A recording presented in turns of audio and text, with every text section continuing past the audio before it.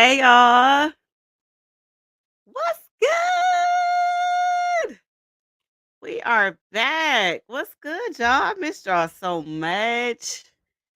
Let's see who we got up in here. Hey, John. What's up? Hey, Son. What is this, Sonda? Chandra? Lord, I can't pronounce anything. I apologize. Hey, girl. Welcome. I know you're a new subscriber. Thank you so much. Maddie, hey. Hey, Maya. How's it going? How's work going? What you say? I better go. Listen, you better bring it tonight. I haven't talked to y'all in like 2 weeks, so I need all the foolishness from you, John. Okay. Oh my goodness. Hey, Jason.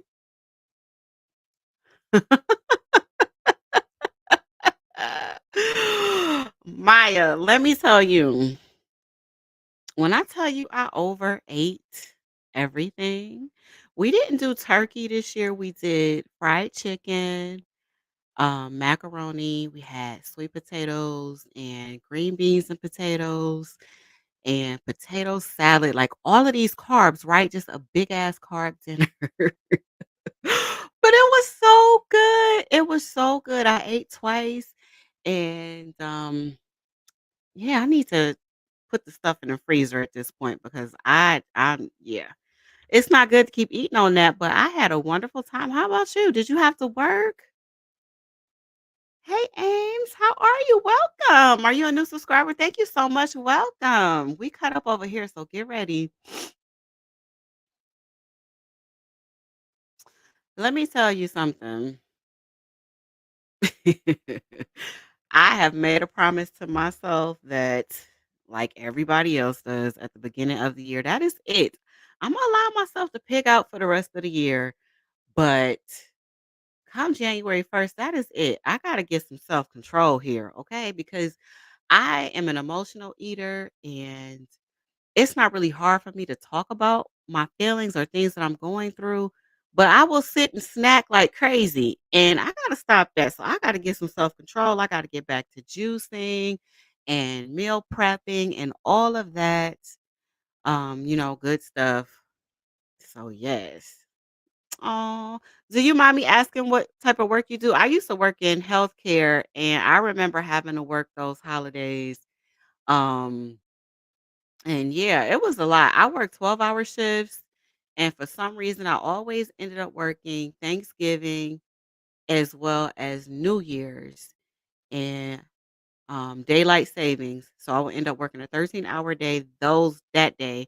And then for Thanksgiving, I had to be in, I think at like 6:30. So I had to eat super early. And of course, I'm not gonna take the rest for lunch at night because I'm gonna be asleep. And then um New Year's was just depressing because who wants to be at work, you know? So I understand.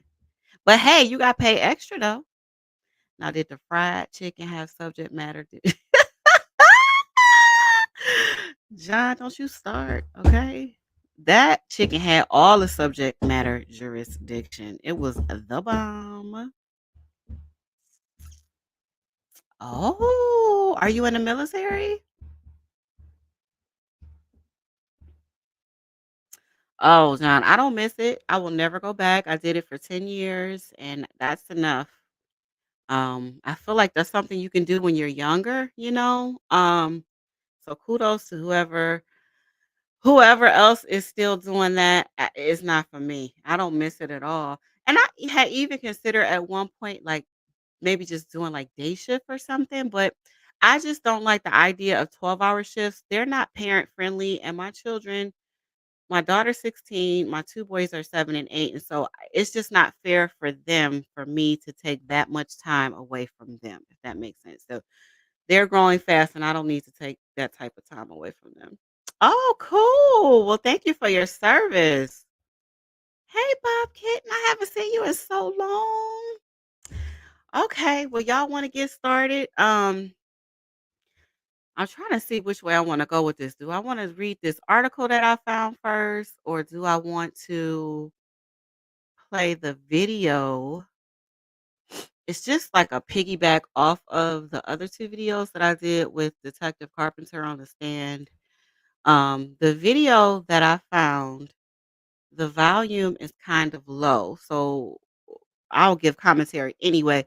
But probably what's going to end up happening is I'll have to like play a little bit of it and then just recap because it was held over Zoom. So the video that I have is what is it, y'all? It's the preliminary hearing where detective not detective, Lord have mercy, Attorney Keys and Attorney Perry had filed those motions, the motion to dismiss the trial or the case because they have flipped his cell and they were looking for the God, let me get myself together. Hold on. They were looking for that manila envelope that Jason Kruger sent him about NGRI. And they were unsuccessful with that. And then also they had the hearing for the motion to suppress the interview that took place at the hospital in which they were unsuccessful. And so I found the hearing, and you may or may not have seen it. I'm not sure. Um, However, I did find it and I watched it earlier to make sure it's what I wanted to talk about. But like I said, the audio sucks because it's over Zoom. And so I don't mind playing it. I think I'm not playing the whole thing because the first part is really low and it just talks about dismissing the case. So I can just summarize that. Basically, um, Judge Doro was telling Detective Perry that someone giving Darrell information about a public case would not breach attorney-client privilege. And Detective Basie, or not Detective Basie, Leslie Basie had got a search warrant to search his cell and to make sure that the investigators and the detectives took care with the information that they got from his cell. And all they did was just take the manila envelope and it wasn't marked attorney client privilege. There weren't any notes on the paperwork at all.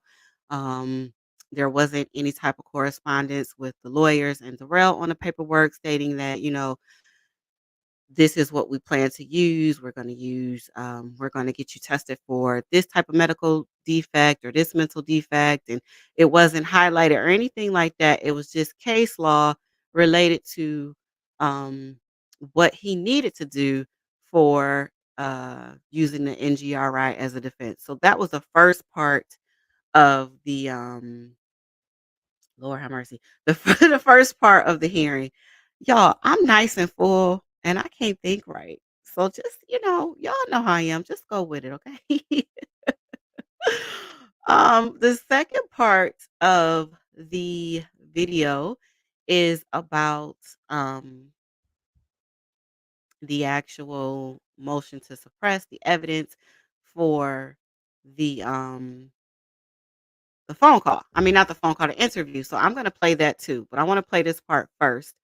And you guys may look familiar to you. So if you saw the clip when Darrell was basically trying to um go toe to toe with those detectives, and he was like, "Push me again," and they was like, "Sit down," and he was like, "Push me again," and um, Dora was like, "Don't nobody had even had their hands on you," and he was like, "They bet not put their hands on me." Y'all remember that?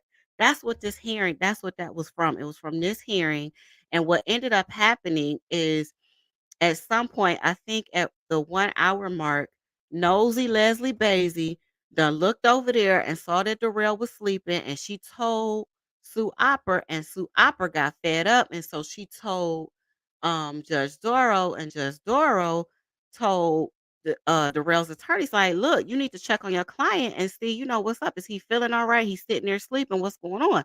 So they tried to wake him up. He got agitated. Judge Doro was like, all right, well, we're gonna take a break or whatever. You get yourself together. We'll come back in like 10 or 15 minutes. So Sue Opera left. Child stood up to, stretch his legs. Leslie sitting there like she ain't wasn't no kind of snitch at all. Ain't never been no snitch. Okay. And so they trying to talk to him, and that's when he started bobbing and weaving, bouncing up and down in his chair, getting all crazy. However, Judge Doro muted the court, so we couldn't hear what was going on. So the whole time he going off, nobody hears anything but whoever's in the room. So the officers, the bailiffs come over to his seat or whatever. They trying to calm him down. He trying to stand up, push back down, stand up, push back down. So when Sue Opera comes back in the court, and, she's getting ready to sit down. At the same time, Judge Doral comes back in. She got her glasses off. She's standing there confused, like, "Well, what's going on?" The audio comes back on, and that's when you hear him telling them, "Y'all don't know who I am. Y'all don't know where I come from," and all this crazy stuff. So then Judge Doral said, "You know what? Forget this. I'm tired of this today. Let's just go to lunch." And the video cuts off there. So I don't think there is any footage of when she actually denied both requests from the defense attorneys. It was just written in an article. So that's why I said I like to have an article along with videos just in case, we missed something and the reporters were able to catch it, or like different pictures sometimes they're able to get that we don't see. So I will read the article. I'll give commentary for this particular video. And again, I apologize for it being low. Don't come for me. It is not my doing. Everything is amplified on my side. It's just that it is powered. You see it down there at the bottom by Zoom. And Judge Doral probably didn't turn it up, or however that works. I don't know. And there's closed caption available as well if you want to watch, turn that on or whatever. But let me sip some water. Hold on. Let me check the comments before I push play. Oh, y'all going off. What y'all saying? Ooh, same with being a CEO or just law enforcement in general, spending all the holidays at work. Yes.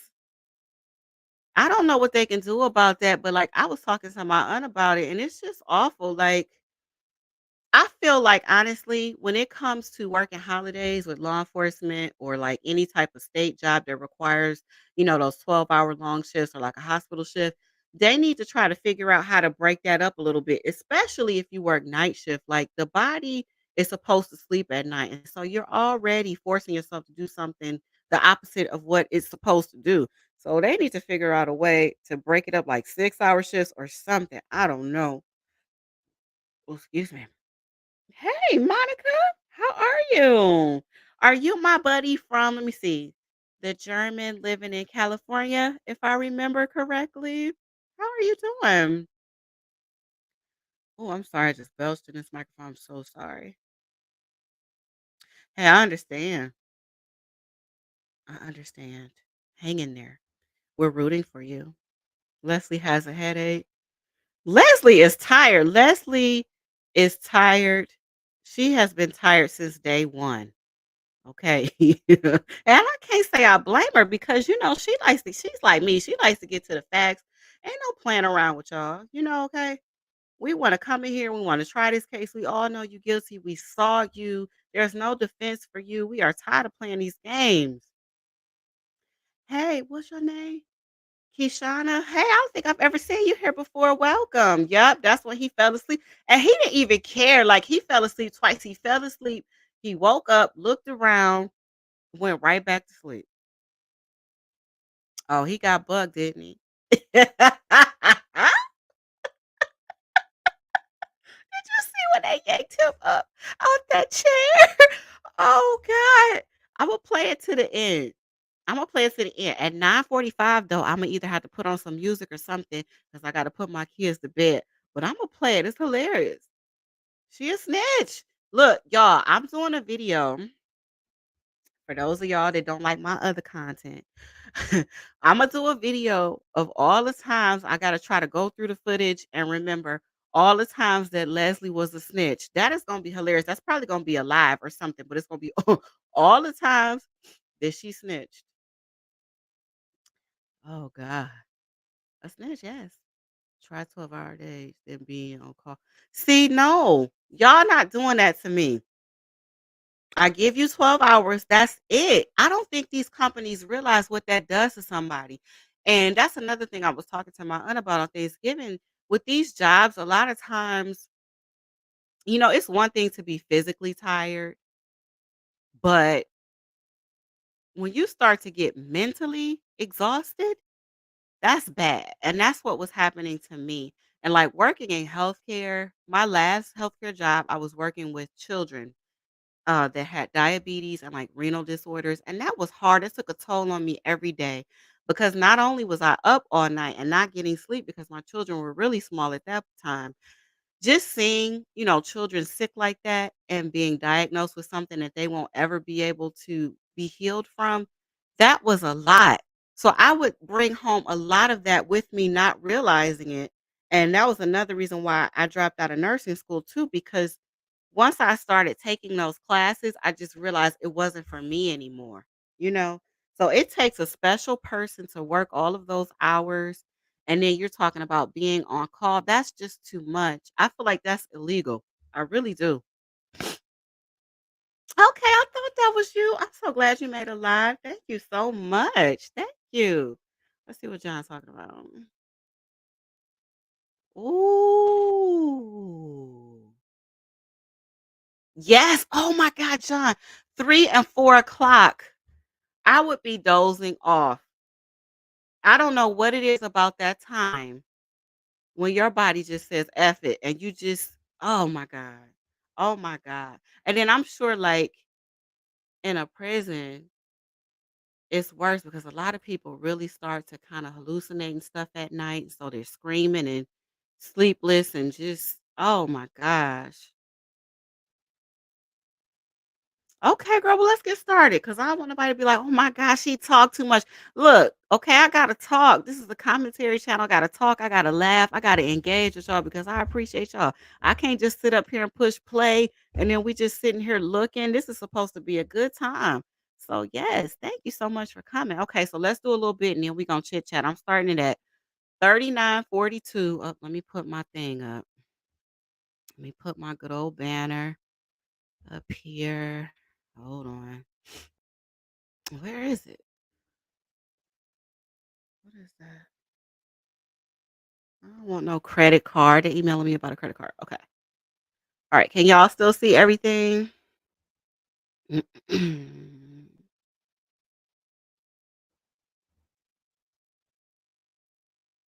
It's by the grace of God I didn't fall asleep at the wheel the many a times that I had to come home after working night shift. All right, y'all. I hope y'all can hear it. I'm gonna play a little bit and then did I bring my notes? Just forget it. I'll just wing it. I'll wing it. Okay, here we go. So on November 21 of 2021 at approximately 5:30 p.m., and I believe the testimony revealed at 5:39 p.m., Darrell Brooks was taken into custody. This, of course, followed um, about an hour or so later after a suspect drove through the Waukesha Christmas parade, driving a red Ford Escape, killing what ultimately ended up being 6 individuals, including a child, and injuring dozens more. What I may sometimes refer to as a mass casualty event. As was testified to, that was a very chaotic and fluid situation. Mr. Brooks was found on Elizabeth Street.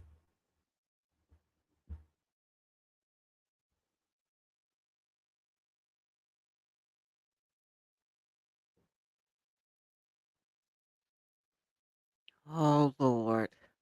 Approximately 4 blocks from the parade route, loitering.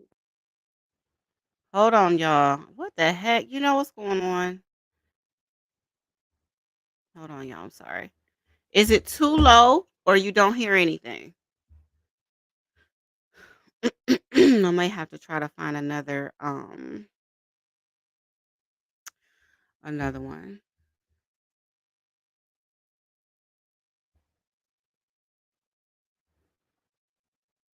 Oh, thank you, Debbie. I'm glad you're here.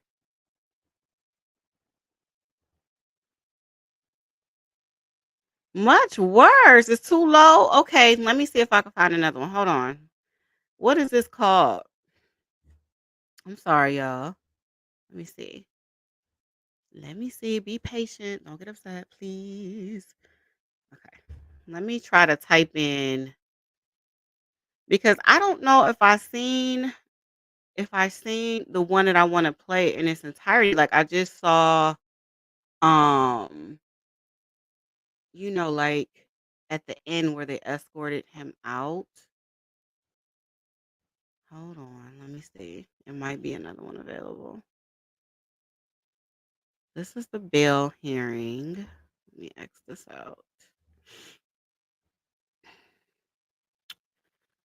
This is when he was escorted out. Uh-oh.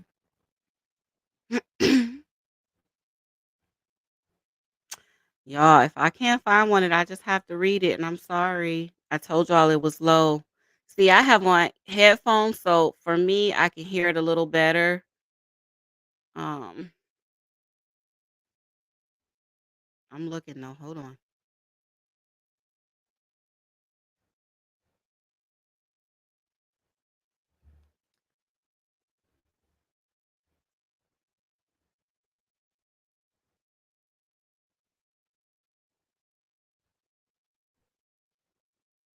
If anybody's seen it before, do y'all know where you saw it? I want to say that this is it right here. Let me see.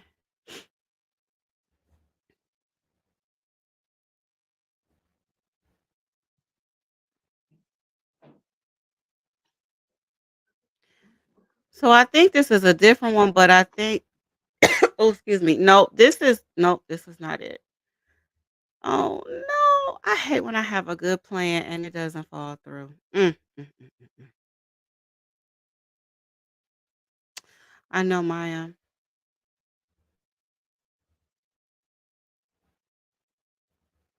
Well, you know what? Y'all gonna have to, yeah. And I think it's because, like I said, it wasn't a news station didn't cover it. It was just on Zoom. So, um, I'll read it. I think I'm a pretty good reader. If y'all knew here, excuse me, when I do a lot of talking, my sinus is drained, so I sniff a lot. So, if y'all hear me sniffing, I'm not doing anything inappropriate. That's just what happens when I talk a lot. So I'm sorry. But I do have an article. What is that? Hey, Sophie. Because I think that listen, I think that because he felt that his attorneys um did everything for him and he was privy to everything that took place at the preliminary hearings, I think that he could take that, ask a couple of questions, and he would be okay. That's what I think. I really do. Well, thank you, John.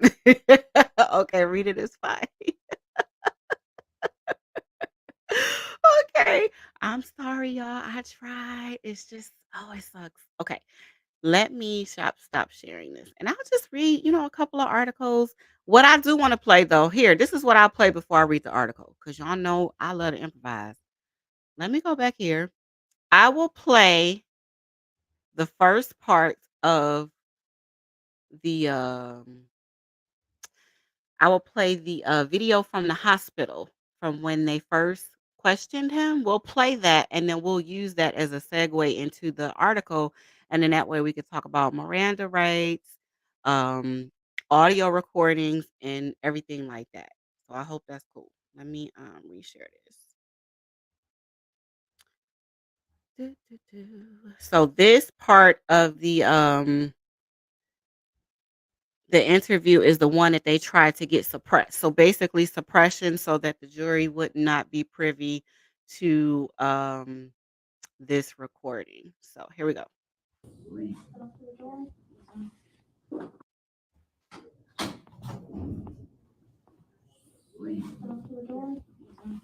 Let me know if y'all can hear it.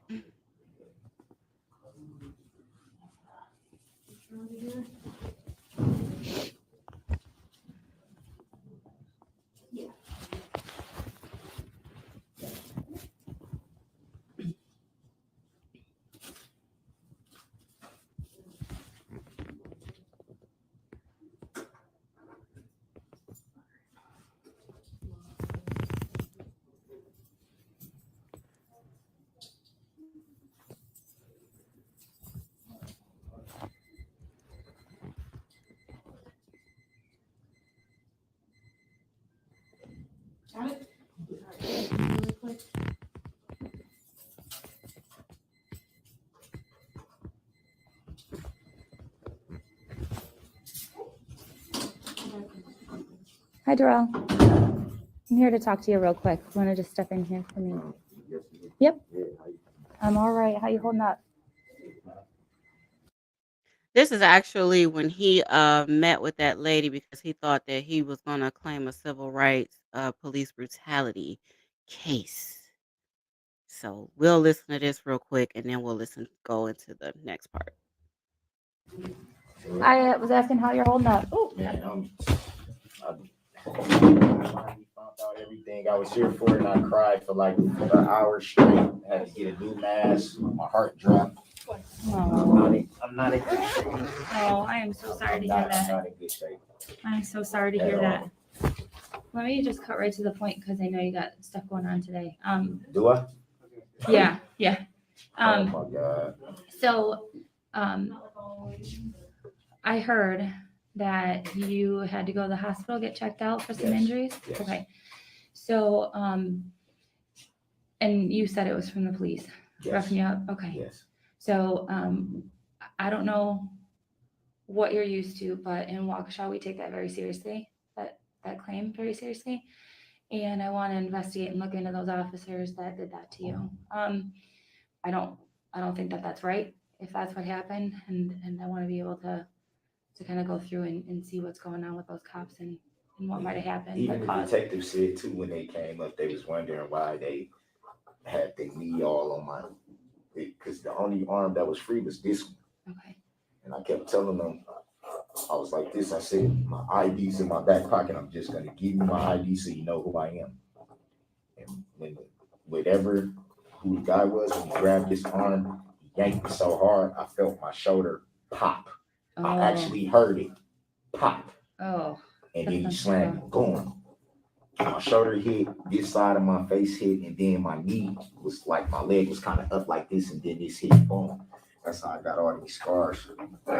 Oh, wow. Okay.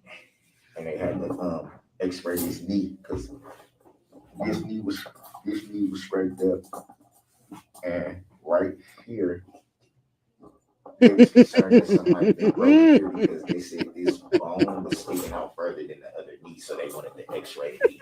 Okay. They said my shoulder is definitely gonna need surgery. They did the x-ray and they said they will have to do an MRI to tell what's in there, but they can tell.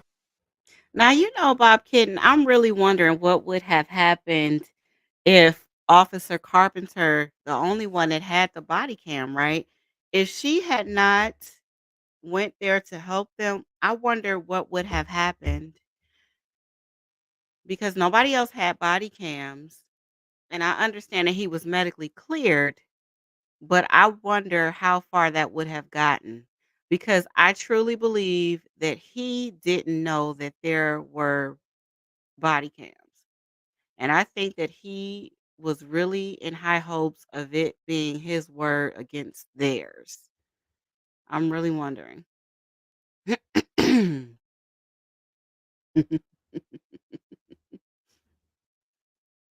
it's a dent. It's actually a dent. I don't know if you can see it right here. You see that? No, yeah, a little bit. no. Yeah. Turn like this. Yeah, a little bit. Yep. They said something in there is torn, but they won't be able to know unless they did an MRI. Obviously, they didn't have time to do. Okay. Well, some of the medical treatment is stuff that they're in ER and they can only do so much, and then some of that stuff is going to have to be followed. Yeah. So I guess that's why I'm here, is I want to kind of look into that a little further. But in order to substantiate, I hear what you're telling me with the injuries, and I believe you. Now, what infuriates me, though, I'm sorry, I got to keep, breaking in. It's not my video. What infuriates me is the fact that he's talking about they need to do an MRI, but obviously they don't have time. Like he don't know what's going on. Now, they let him come into the hospital at a different part, like enter into a different part of the hospital because they wanted to keep him away from the victims. But I mean, come on now. He should have decided to become an actor or something because this just don't make sense. Like he can't be. I know he's not delusional. Is he delusional? Y'all think he's delusional? I don't know. God, it's like I try to walk away from this case and I can't. I just really want to understand how somebody can be so selfish and how how you just you take a car and run over a bunch of people and then it's like if you would have gotten away, if that Uber driver had a gotten to you in enough time, if he had a gotten to you like 2 minutes sooner, or had you just stayed at that building that you tried to get into and you couldn't, and you went back to Waukesha, which a lot of people don't realize Waukesha is only about 15 minutes away from Milwaukee. I mean, if you would have got back to Milwaukee from Waukesha, then what would have happened? And then I'm wondering, like, what would his mom like? Would she really have just said, that's okay, you didn't mean to do it, and y'all just try to move on with life? I just don't understand. Um, but I have to have proof of that too. So I want to see if I can get the medical records from the hospital to show those injuries that you've got. So what I have here, I can go through it with you quickly, is just an express consent for release of medical information. It's got your name, date of birth on here, your address, and just standard. I check all the boxes because we don't know exactly what they have. The medical field can sometimes withhold stuff from us unless we check all the boxes to make sure.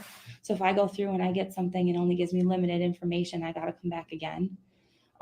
So just to avoid all that, I check all these boxes just to get all the necessary information that I need. And then I need the signature right here for you.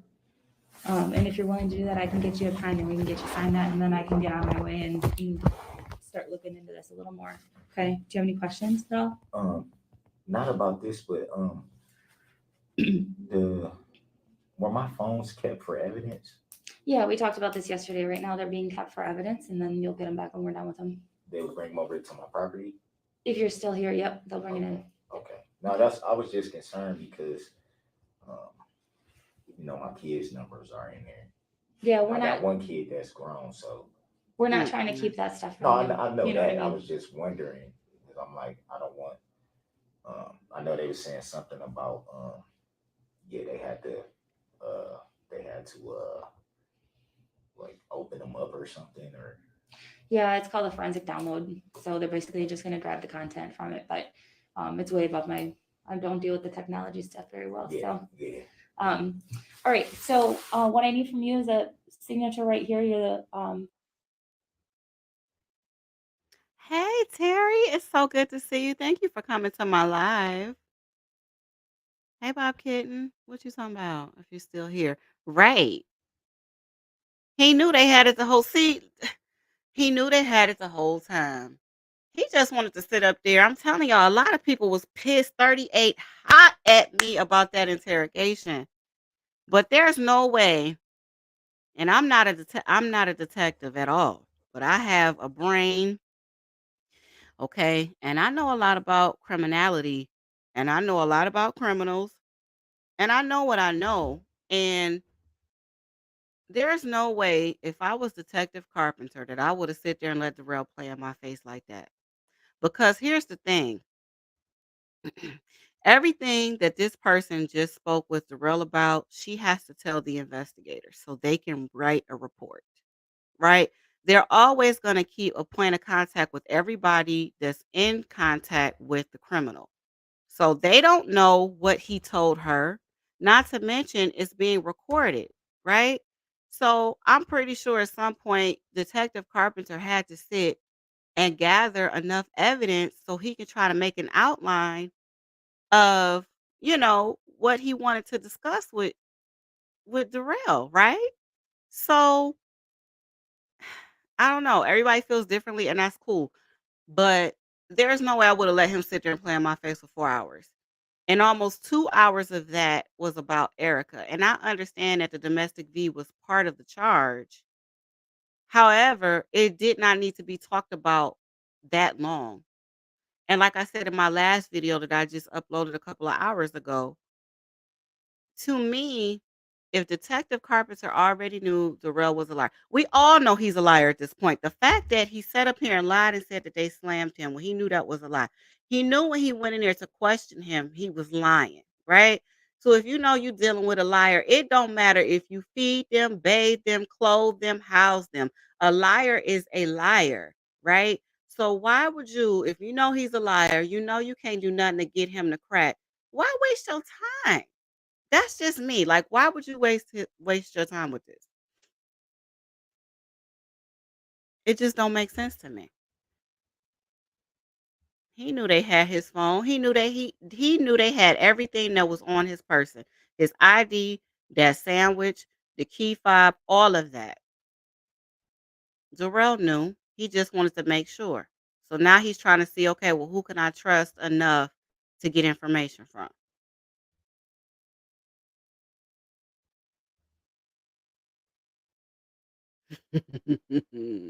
Shut up, John. Right. Right. Like it doesn't he lies effortlessly. Like it just flows out of his mouth, you know? And then my thing is like he always acting like law enforcement has they just chose him they just chose him out of a group of people to just make up lies. You know, the court just chose him out of all the criminals in the world. You know, they waited until they got his case and just said, "Oh, well, we about to mess our careers up for the sake of Darrell." Like, John is a mess. Well, see, that could be true, but see, the thing is, like, oh God, when you are taught interrogation techniques, right? You're taught more than one because one technique may work on one person, of course, we know, and it might not work on the next person. Like, I don't know if y'all remember this guy. I think his name is Steven something, but he unalived that girl that he graduated law school with. I can't remember his name, but if y'all saw his interrogation, he was just flat and just kind of like creepy. And he didn't really answer questions. Everything was just like a yes, no, and like he was staring him in the face. He wouldn't move. He wouldn't flinch. Like it was really, really weird. And they tried multiple interrogators to go in there and try different approaches with him, and still it didn't work. And they held him for a long time, hoping that somebody would be able to successfully break him. Some people you can't break, and I understand they probably never have dealt with somebody like that. But at the end of it, a liar is a liar. So it's like my thing is you go in with what you know. You know for a fact that he drove through that parade, right? So I just felt like, I would get the biographical information. I will ask him about Erica, but you're not gonna talk me to death about it. And then we're gonna go right into the meat and potatoes of it. Look, this is you. I got this picture. You've been identified. What's good? Why did you do this? Where was you going? I mean, if he's gonna lie anyway, it just don't make sense to keep letting him lie for 5 hours. I couldn't have done. I couldn't have. I couldn't have done it. Mm-mm. Hey, how are you? Yes, I did a live. Imma try to do at least 2 lives a week. Josh, I'm sick of it. He used his thank you, Debbie. I said that earlier. Y'all, I'm telling you, if that man had have applied himself, he could have been a defense attorney. All defense attorneys I know got some level of manipulation in them. They have to. The only reason he was unsuccessful, I think, with his questioning is because he didn't have the proper training. That's it. It's sad. It's sad and it's disgusting. The thing I like about you is that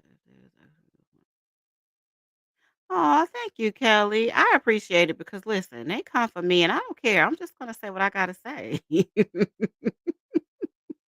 He did a terrible thing. I know that, but everybody deserves a proper defense, and he felt that he can defend himself. And sometimes I feel like some of the questions were okay. Sometimes he made points.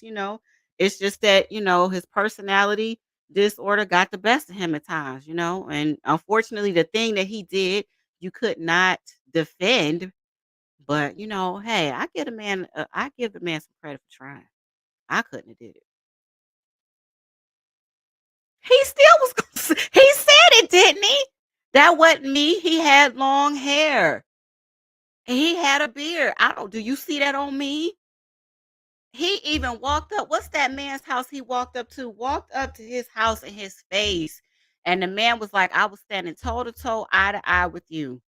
I know it was you.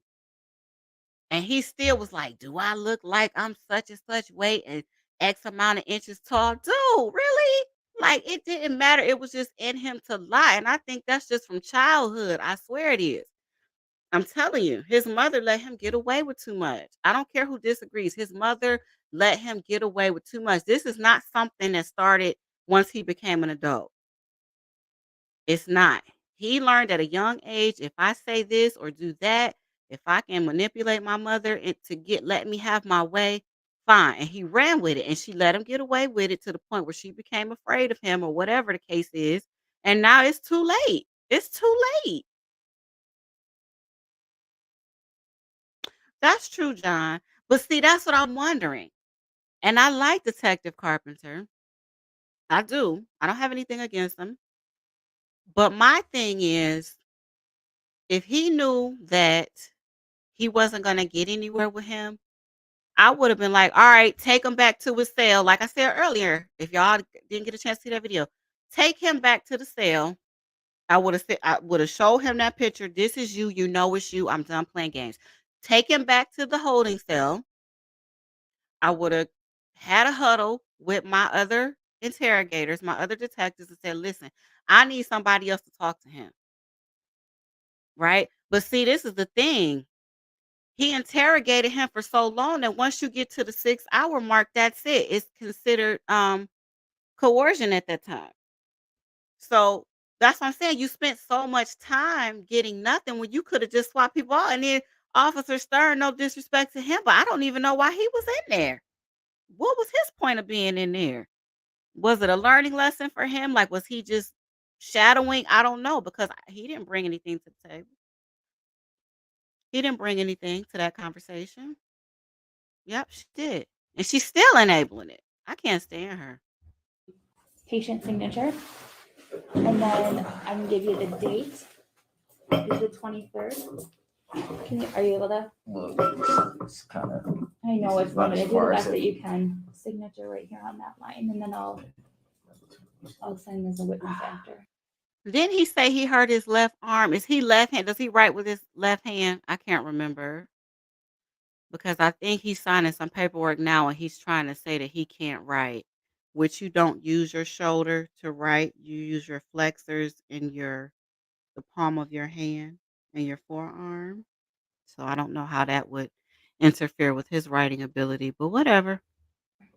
They had to X-ray this too. Oh, really? Yeah, they said you see these. Yeah. Yeah. Yeah. They said none of the bones were broken, but the shoulder they're concerned about because they can't see. Sure. You know, The date is the 23rd, 11/23rd. I kind of when I do my signature.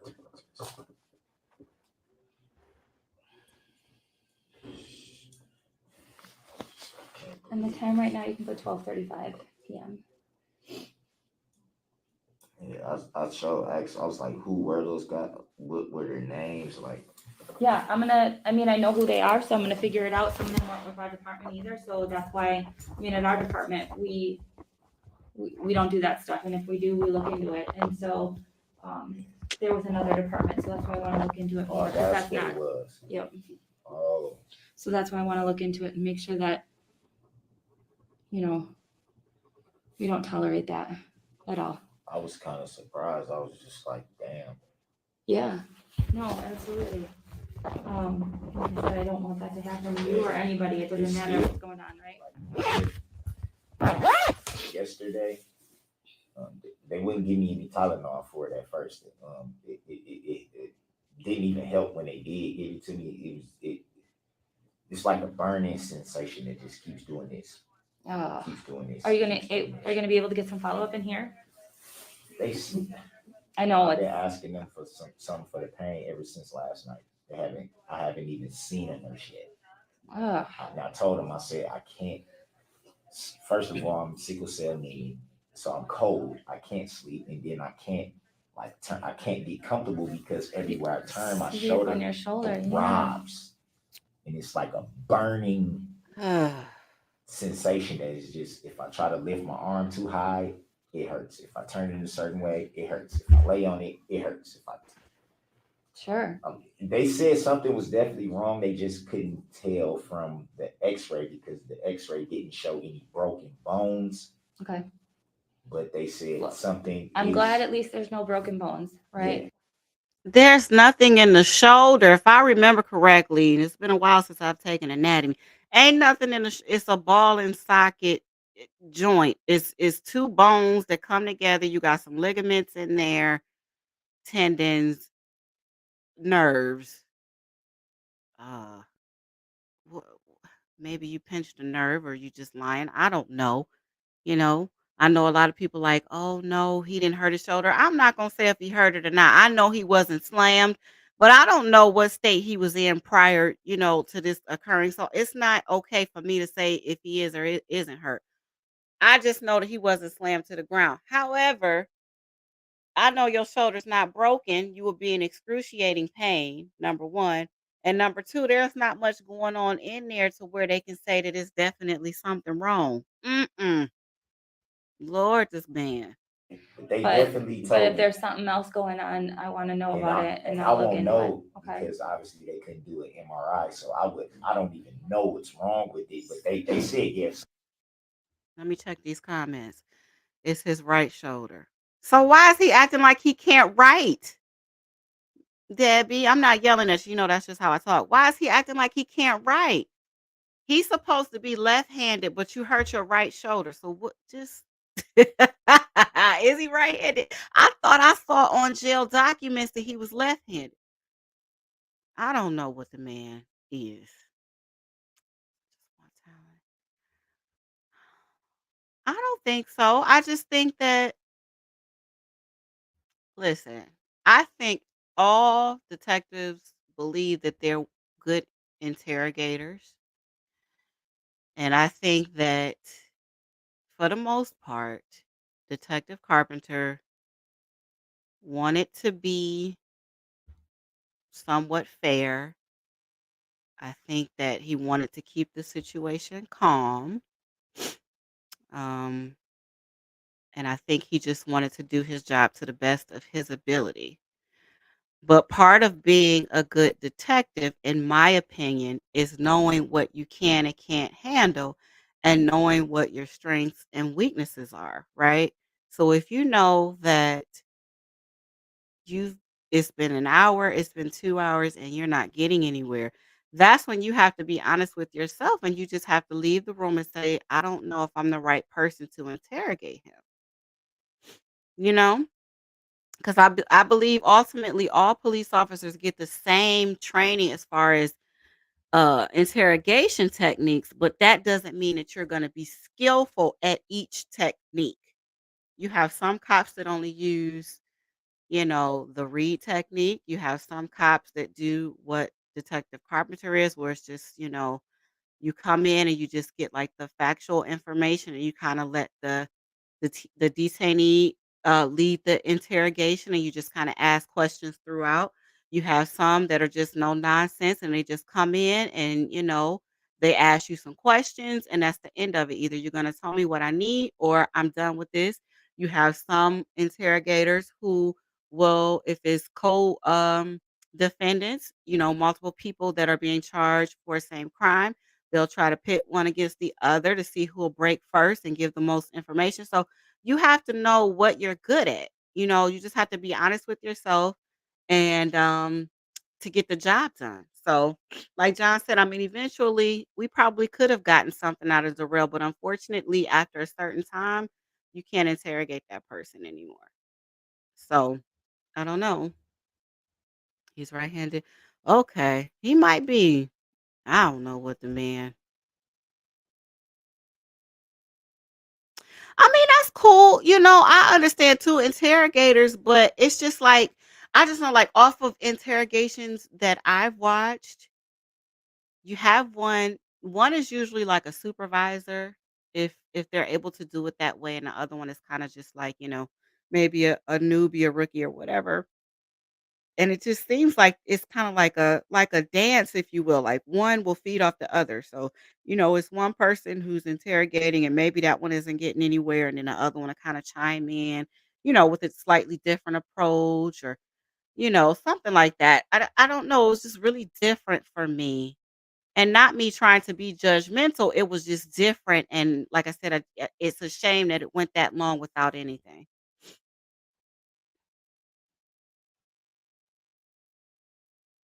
He a lot about what the doctor said. What part about him saying that the doctor said it's definitely something wrong? No doctor can tell you it's definitely something wrong unless your bone, what is that, a green stick fracture? I can't remember. If it actually broke the skin, and yeah, that's definitely something wrong. But no doctor's gonna see you. No, have you ever gone to the doctor and you go and say, I'm having pain?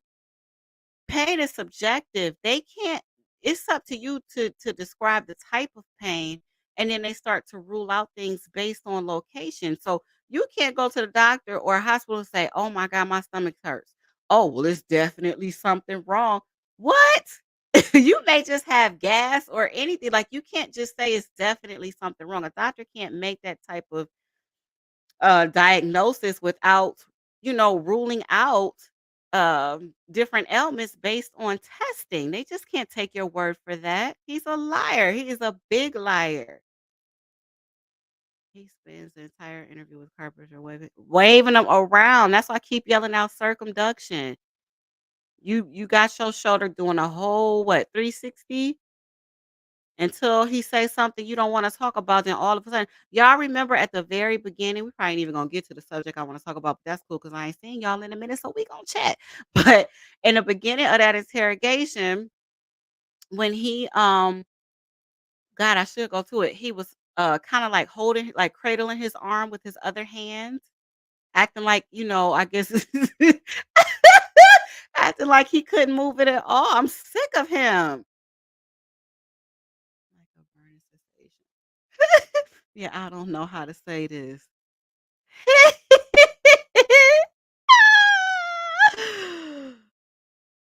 Right, right, but Bob Kitten, no doctor's gonna do an X-ray if he even was able to get an X-ray, because remember, I don't know if you saw that video where I read play by play what happened, and they were saying that it was so many people that were injured that were coming to the hospitals that they actually had to have, like, a meeting to decide how to triage them.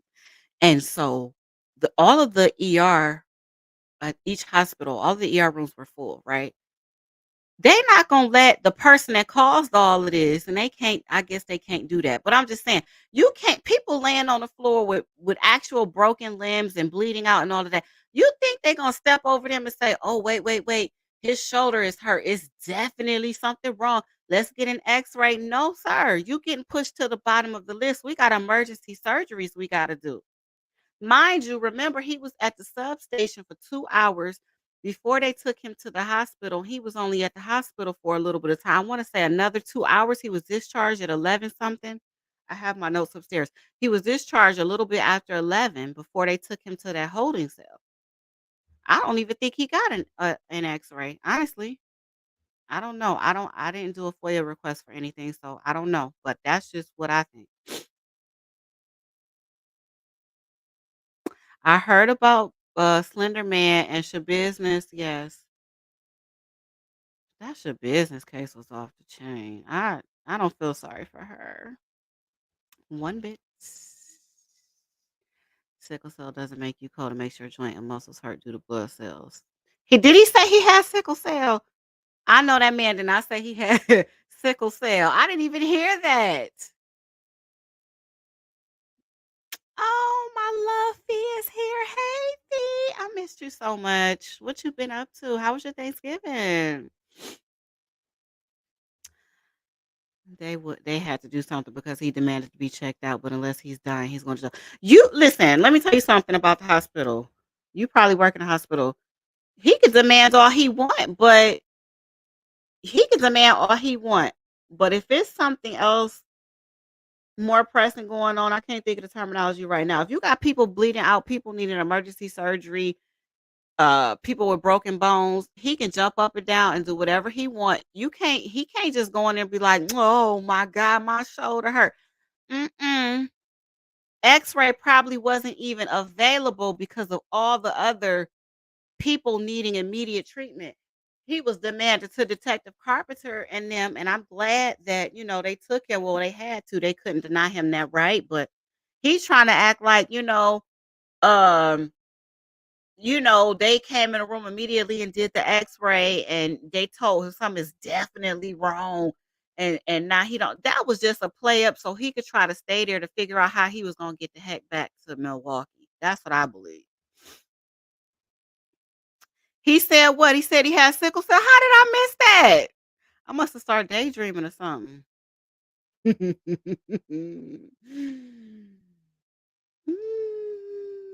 Yeah. Darrell is quick on his feet. He's a career criminal. He had to hurry up and think of something. He complied with the officers because I believe they ran up on him with those guns drawn. So he knew to get his butt down. He ain't gonna get shot now. But he knew, okay, I'm on this ground. There's a possibility that there's no body cam footage. I'm getting ready to say they beat my tail. I'm getting ready to say they slammed me on my face, my knee toe up. I wasn't like this beforehand. And y'all gotta hurry up and take me to this hospital. It's a civil rights issue. Call Al Sharpton, Ben Crump, Sean King, all of them. Get them all on the line, okay? Because I am just a black man walking through this neighborhood trying to figure out who phone to use because my phone died, but I got money on my Cash App card and I'm trying to get home. The end. Oh, I'm glad you had a good time. I had a good time too. I really did. Yep. Yep. I'm on the George Floyd case too, just so y'all know. It'll be a little later down the line if anybody's interested.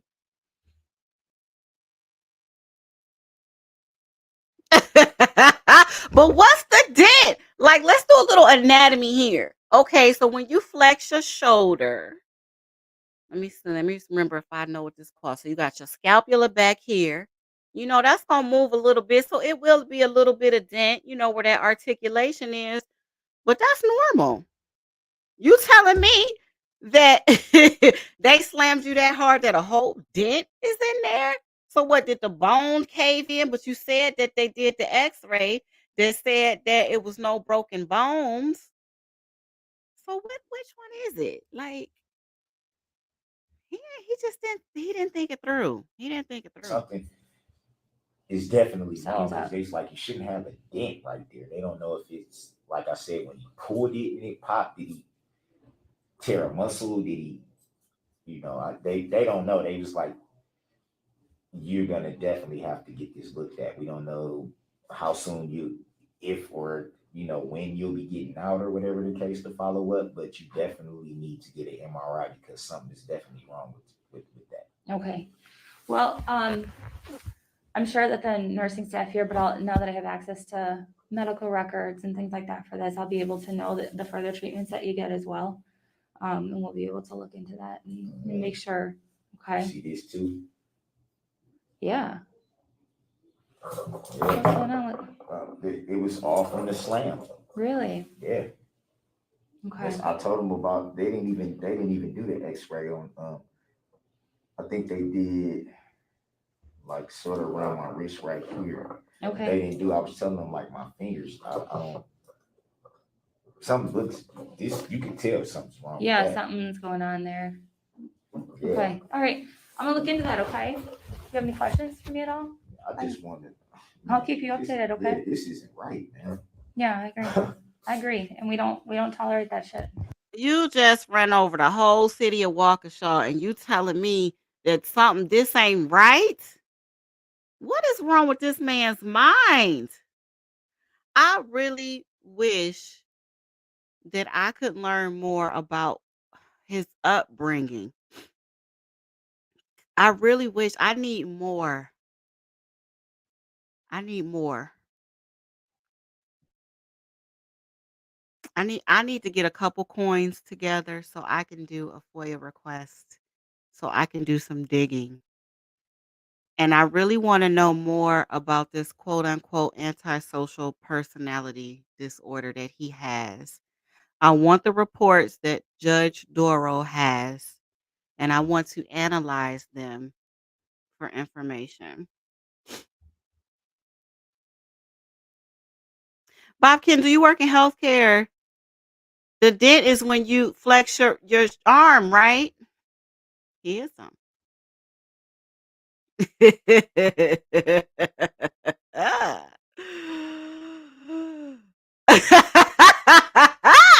That's why he couldn't find it. Is that why it was in the grass and he was trying to say that somebody planted it?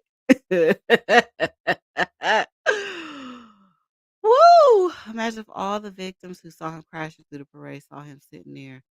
Right. Right. So they were quick with that thinking to take him in the back. I don't know if that's protocol or not, but man, I would be they probably would have just jumped him.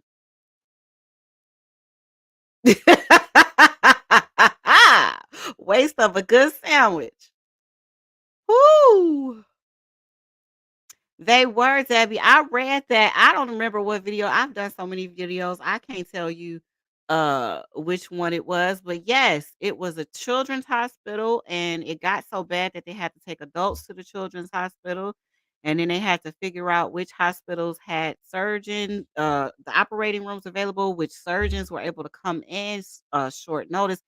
It was chaotic. If you I got to look back at my videos and then I'll be able to tell you which one it is, but I think it's called, and you may have seen it. I don't remember. It's called, let me look. Hold on. I'll look real quick. It's something from a something perspective. Here we go. It's called Waukesha Parade from a Spectator's Perspective. And it was a really nice article where I read about all the hospitals, how they started off, everything was cool. And then all of a sudden it was just chaotic. But yes. And that's why I was wondering, like, were they going did he end was he thinking he was gonna end up at his mother's hospital, the one she worked at, which is only 14 minutes, 18 miles from Waukesha. I don't know, it's just my thought process. And who told him? Well, right, like, the way technology is, they can tell you almost right away. They can. Long as they have someone available there to read it, technology has come a long way. And you just getting an arm and I guess your finger, um, yeah, they coulda told him within minutes. He a lie. He didn't ever get no X-ray, I don't believe. Excuse me. Mm. It irks me that shortly after driving through the parade. Yeah. Girl sitting there eating a sandwich, or what is that? He had crackers, I'm sorry. See, I wish that video was louder. Judge Doro said that at the hospital, they gave him crackers, or at the substation, one of them, they gave him crackers and water. They made sure he was very comfortable, and then they took him to the holding cell. Yep. Hey, Christine, how was your holiday? Some people are just evil. Very true. Very true.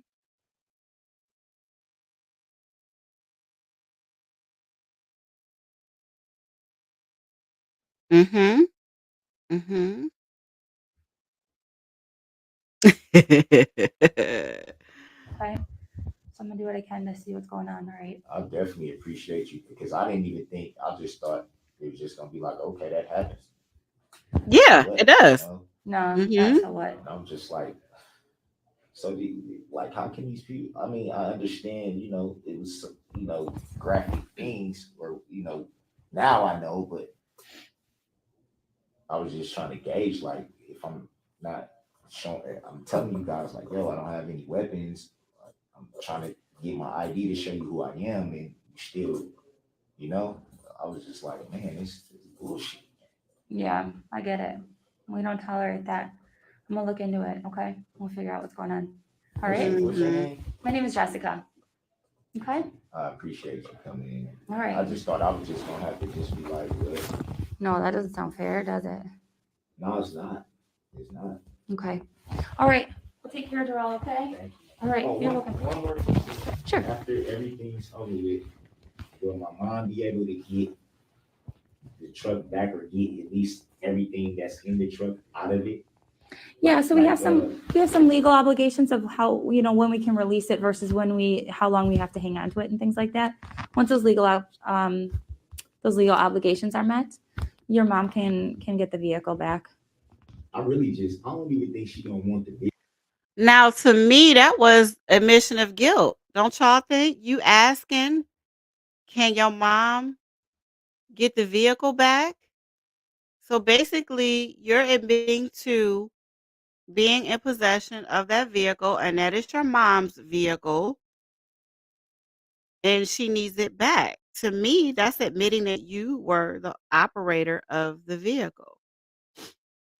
So that's something else that Detective Carpenter had at his advantage. He admitted to knowing about this car. Good, awesome. That's what I think, John. I guess, you and I, we think alike. We think alike. My mind be somewhere else, okay? I look at it from all different perspectives. I'm telling you. I think he thought they was gonna take him there, and his mama was gonna save him like she's been able to successfully do all of these times. Another thing that I think is that thought that he thought that he was gonna keep on saying how much pain he was in so that they didn't have a choice but to keep on um testing him and testing him and testing him to the point where by some way or somehow they were just going to drop the case and he would be able to go back home. I'm telling y'all. That's a good question. I don't know. You know who would know the answer to that? Bama Green Eyes, but she is enjoying her vacation right now. I have no idea, but that's a good question. I don't know if she owned that car. I just know it wasn't insured. I have no idea. That's a good question. Shut up, John. Yes, they gave him crackers. You'll hear it in a minute. I'm gonna play it so you hear it. You're gonna hear it in a minute that he's chewing and enjoying himself. He is. Vehicle, she just probably gonna want because like the title and stuff is in there. Oh, sure. Yeah. Certain paperwork that goes to the truck, the keys. Yep. Yeah, we can definitely some arrange for that. clothing, stuff like that. I We know she's gonna want basically just really the contents of everything. He wants her to hurry up and get the stuff out of the car so that there won't be any evidence against him because remember there was paperwork from a pending case in that car. So he's trying to see how fast can my mom get paperwork out of that car so it doesn't come back to me. That's what he's trying to do. That's in there. That makes sense. We can arrange for that when the time comes, okay? Okay. All right. All right. Take care. Thank you. Thank you for speaking with me.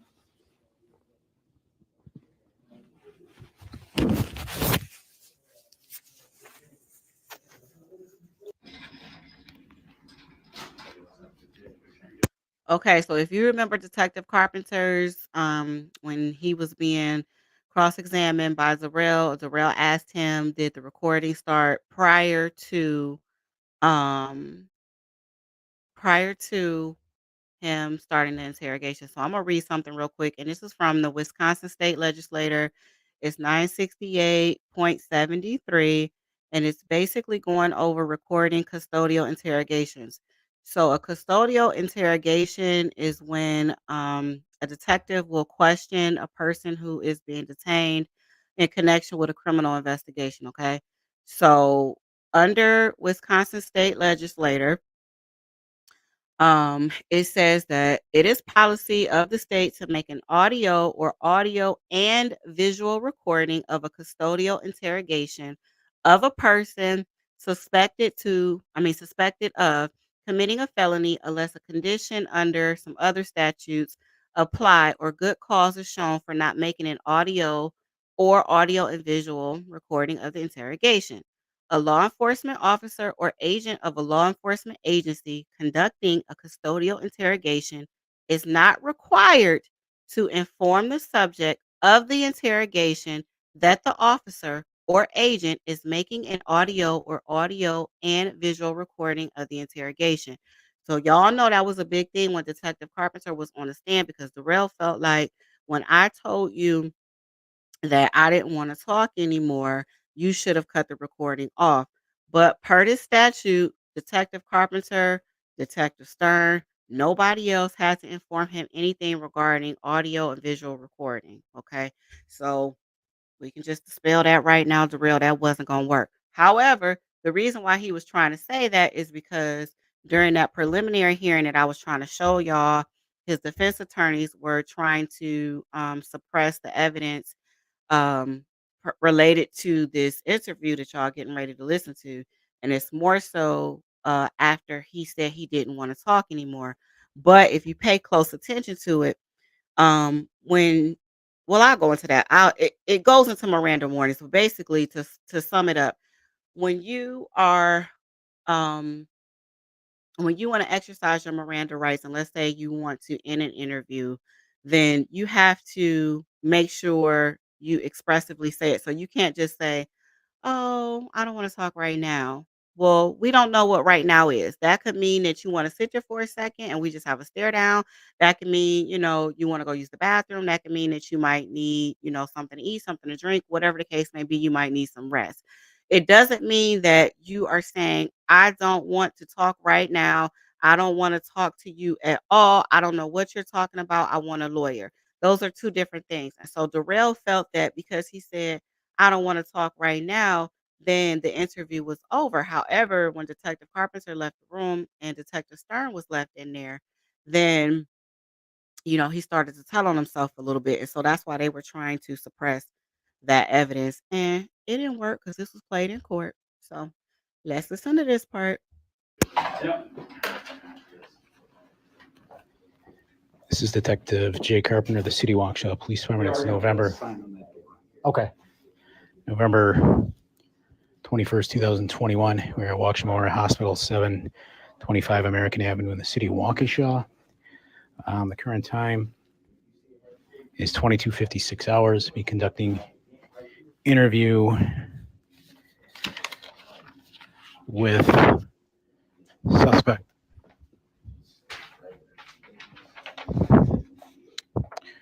Darrell, Darrell, Edward in the middle, Brooks, Brooks, Jr.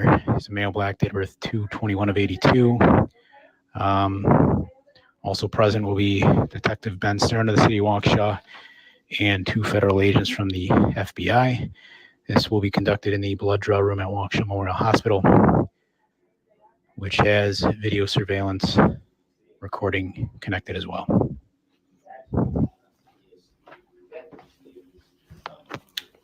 He in that room going off. Y'all hear him? Wait, let me listen.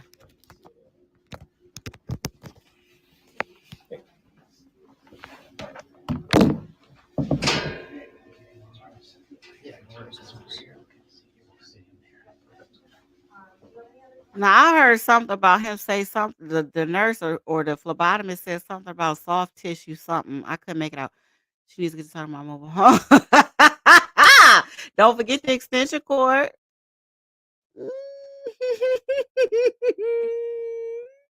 Nope. Oh, excuse me. Is who listening for it? The detectives?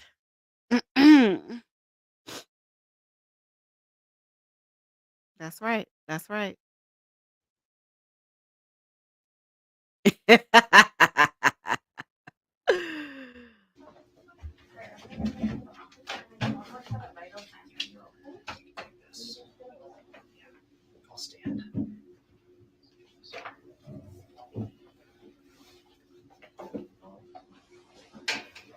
Okay.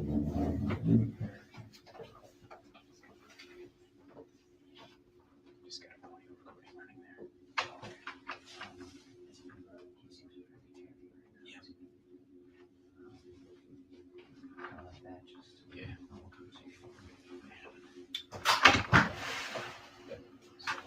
Yeah.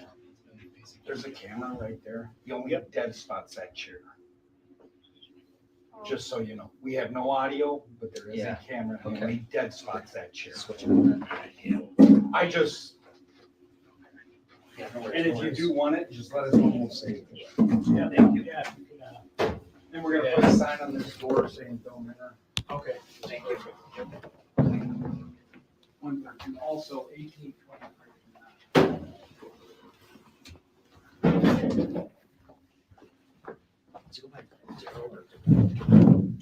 Yeah.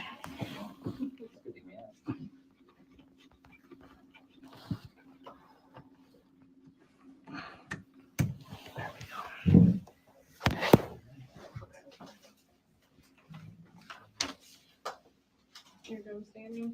Yeah.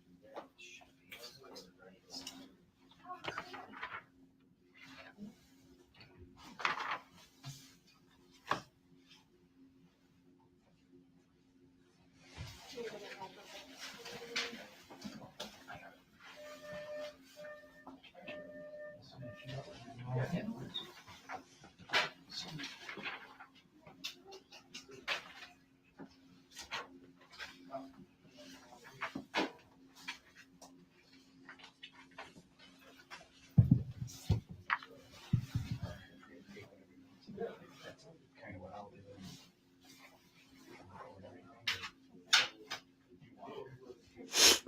Oh Lord, hurry up. Yeah. Tight. It's Darrell. Yes, sir. Hey, Darrell. I'm Jeremy Wojciechowski. I'm the FBI. Yeah. that's my partner. FBI. I'm Mary. Yep. They're just kind of helping out because we're so short-staffed tonight. So Thank you. that's all it is. How's your shoulder, right? Is that why Yeah, well, he said in 4 to 6 weeks I might have to get it because it's still something's wrong. I know. you bang it up before or something? Nah, it was just the way they slammed me. I Okay. hit the ground. I kind of like went up. Boom, boom. That's where the knee came from. Yeah, but the other, I know something. Not boom boom. Did y'all hear?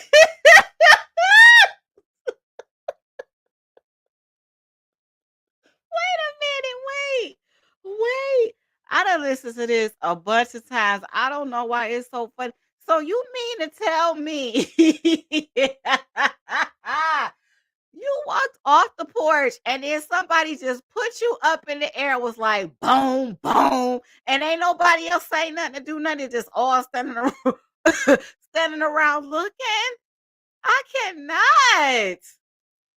Not boom, boom. Oh, Lord. Yeah. He said 4 to 6 weeks, the MRI won't be able to tell if anything's torn or anything like that. So Oh, Jesus. FBI though. We help See, out our. you see what I'm saying? Wasn't that Maya that asked about the 4 to 6 weeks? The 4 to 6 weeks. He said 4 to 6 weeks, y'all, because he thought that if he said 4 to 6 weeks, he thought that if he told them the doctor said 4 to 6 weeks, then they were going to have to leave him alone.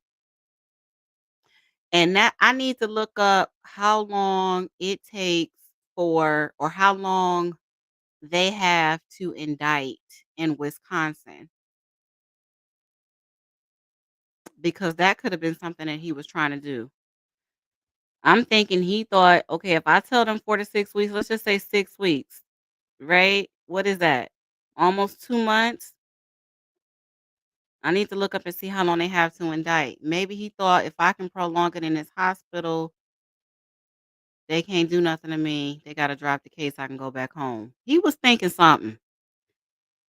He knew, and see, that's the thing, Christine. I believe wholeheartedly he knew what was up, but that's when he had to hurry up and think of something. He knew very well that he was caught, but that's why I think that once he got to that substation, he really, really was like, "Oh, I just cannot take this pain no more. It's excruciating. It's excruciating. I got to go."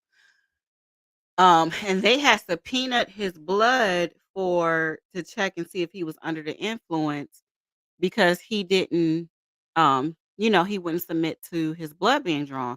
So they were gonna have to take him to the hospital anyway or whatever, I believe, to get his blood. But I'm thinking once he knew that he was going there, it's like, okay, I gotta really play on this. And so now he's trying to manipulate the doctors, like, no, I know y'all said y'all don't see anything broken, but something is wrong with me. I'm in excruciating pain. So now he's trying to lie to the detectives, like they're not gonna check back with the doctors and say, is everything okay? What's going on? Which they're privy to that information. Even if they have to subpoena his medical records, they have the right to do so or whatever. But I just think in his mind, this is Darrell's mind, y'all, not mine. I think in his mind, he thought that he could say, okay, well, no, they said I gotta wait six weeks to see what's up. And he thought by then they be forgot about it. 6 weeks, that's almost 2 months. They're not gonna be worried about me no more. Because think about it, he's always been able to successfully get away. I read y'all all of his laundry list of crimes. He's only been in jail one time, and that wasn't even for a full year. I don't if I recall. He's always been able to get away with probation. Now, granted, he never unalived anybody that we know of, but still, all of the crimes that he committed, with the exception of two, have been serious felonies. And due to whatever reasons, he's been able to get away. So in his mind, he's thinking, okay, well, it shouldn't be no reason I can't get away now. Why can't I? Not thinking, okay, all of these people saw you, everybody got you on video. Like we have too much evidence against you. You gotta think Darrow, his perception of time is not like ours. He's proven that numerous times. So he's not thinking like how, a reasonable person, like they like to say in the law, would think. That's just my opinion, though. Imma be quiet. Hey, Minnie T, how are you? He also has no shame when they tell him he lied and show the evidence like the video of him getting arrested. No, no, no. He has I'm telling you, like, he just does not care. I don't know what it is. He just I guess, like y'all say, he's just an evil person, I guess, but and then, like, when they showed him the evidence that they had at the end, no remorse or no nothing. He just put his head like, "My life is over." Like, it's not about you. It will never ever be about you again. You know? It's just it's effed up. Mhm. They did. They did.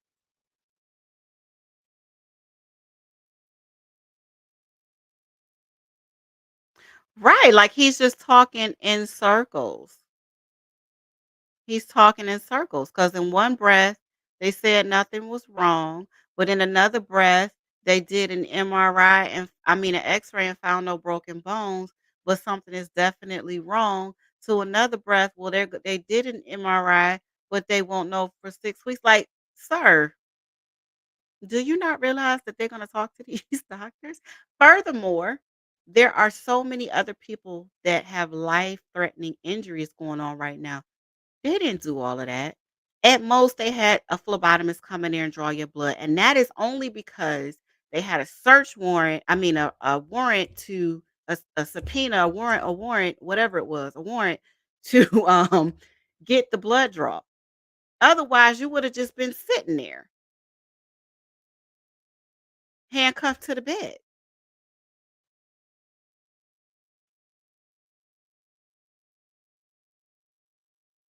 Oh, you're right.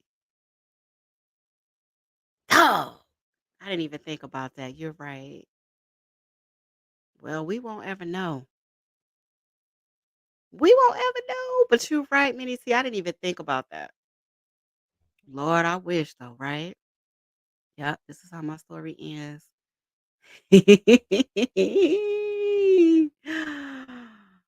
Oh, effortlessly. Hmm. Effortlessly. But you're right, Minnie. See, thank you for telling me that. I totally forgot. Well, they gotta give me something. I need I need something. I need a little more. I need a little more. But the evaluations that they did were just for Judge Doral to that was just for his mental competency to stand trial. He was not tested for anything for us to know if he has any other quote unquote mental defects, but we'll never know. All right, let's go back. all the time. This Yep. is just something that we're here to learn about. Because I'm like, what? Yeah, believe it or not, we work at MPD a lot. We come down here, so we're kind of all over the place. But yeah, like I've Detective never, Carpenter like, said, we're y'all for real, the FBI for real. that's Yeah. what this says at least. Yeah. Yeah. Yep. I'm not trying to be funny, but this is the first time I've ever even seen an FBI agent in real life. Most we get that reaction from most. Most No, folks because it's don't like, believe am it. I in a movie right now? Y'all sure Don't- y'all not fucking don't- and pranking me or something? Don't Yeah. let You don't need to let that Yeah. freak you out or anything. Right. And again, we Yeah. do work. So we work on a task force with MPD quite a bit. So I'm we gonna are I'm out gonna with. put my arm like this just to stretch it out. Just to, Yep. I don't want you to think I'm doing nothing crazy. You good? Just You good? it leaves some pressure. Yeah. Something right up in No, you're good. Yeah, like she was saying, don't let don't let them don't let them make you nervous. Okay. You'll be talking to me mostly and my partner a bit. No, they'll ask you a little too, but just trying to get to the bottom of everything. Look, you were found basically running around in the yard. You said you grabbed dude's phone. That's no, I really, didn't grab it. I actually don't mean you stole it. You Oh, yeah, asked for yeah. it and you made a call. And that's just kind of what I'm up here to start with and get the background about it. If you're willing to tell me just what you're doing in the yard, because obviously we have the perception we got, like I told you. They said, okay, they had us write this warrant, get some of your blood. But I have one side. So what am I missing? I'm missing Darrell's side, right? I don't know what created all this, why these people are calling us. And I can't really clear that up, or I'd like to clear that up, but the best way to clear it up is if, you're willing to talk to me about it. Okay. And that's just kind of what I'm here to sit down and chill with you about. We've been talking to you, about 4 hours now? And we've Probably been pretty, longer. yeah, we've been pretty cool. It's been pretty Probably laid longer. back. So I'm looking to keep it that way. I'm not looking to pull any fast ones on you. That's why I've been straight with you to that point. I'm going to keep doing that now, right? Darrell, is it Darrell? Do I have the spelling right? Yes, sir. And it's E. Edward, like full middle is Edward, right? Yes, sir. Brooks, Brooks. Yes, sir. Okay. And just verify your date of birth for me. 2/21/82. So you're 39? Yes, sir. Okay. All right. Married at all? No. No? As little as I am, I'm like, you ain't have to slam me. Yeah. How many kids you got? 3. 3? How old are they? 18, 14, and 7. 18, 14, and 7. Yeah. What do they Yes. like to do? My baby girls, they into everything that's going on right now. The TikTok, Yeah. the Always on the Instagram, phone, right? they always dance and making video. My oldest daughter just started high school, Yeah. and my baby girl she just started the first grade. So So they could my all son is the oldest. My girls are the youngest. so they could build a computer, but can't normally talk like we know how to, right? Yeah. So you're born in Milwaukee? Actually, Detroit. Detroit. Yes, Okay, so sir. living in Milwaukee now? Yes, sir. Grew up here. We left Detroit when I was maybe. Let me catch up with these comments. Hold on. What I would like to see is the report they did as to the investigation they did on his. That would be. I'm gonna try to find it. I'm gonna try to find it. He was. They said they had to take life-saving measures before they even were able to take him to the hospital. And I don't feel bad for him. I don't. Mm-mm. Me either. I don't feel bad for him. Mm-mm. I don't even think I was walking and talking yet. So Okay. Milwaukee's home, Wisconsin's home, born and raised. Okay. Not working right now, right? No, not at the moment. What do you do when Now y'all see how fast he lied. He said he was born in Detroit. They left before he was walking and talking. Then he just said that Milwaukee's home, born and raised. Oh Lord, this man just lied a lie. you're working? What do you like consider your job? The last job I just had, I was working at a like a sheet metal place. Okay.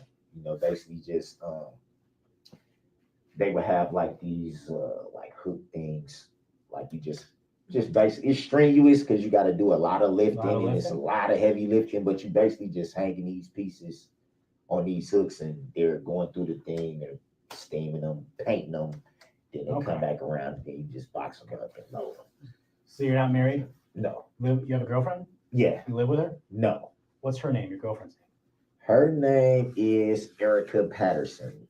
How does she spell it? Erika. P-A. Yeah, Patters.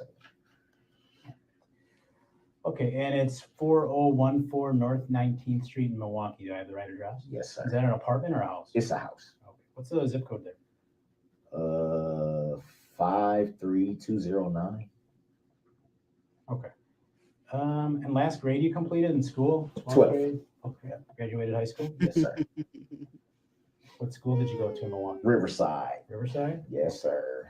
Milwaukee Riverside Tigers. I seen you smile. You know about Riverside, man? I heard things. What? We kicked y'all butt in football. It was West Dallas. Oh no. I don't think we play Riverside. Yeah. Okay. All right. So yeah, I appreciate all the cooperation and all the dialogue we've had, to this point, Darrell. Being that you're sitting here and I had some handcuffs on you before and all that jazz. Absolutely. You familiar with your legal rights? Yes, I am. Now hold on, I can't read and hold on.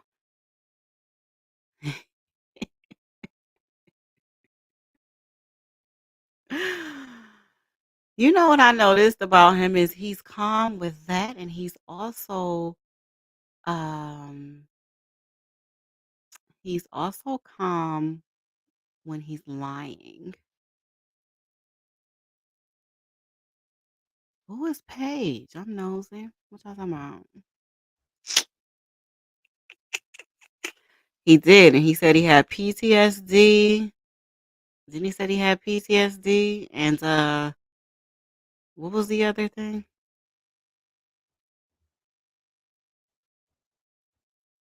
All right. Ever had those read to you before? Yes, I have. Okay. So as you can see, they're written on this paper.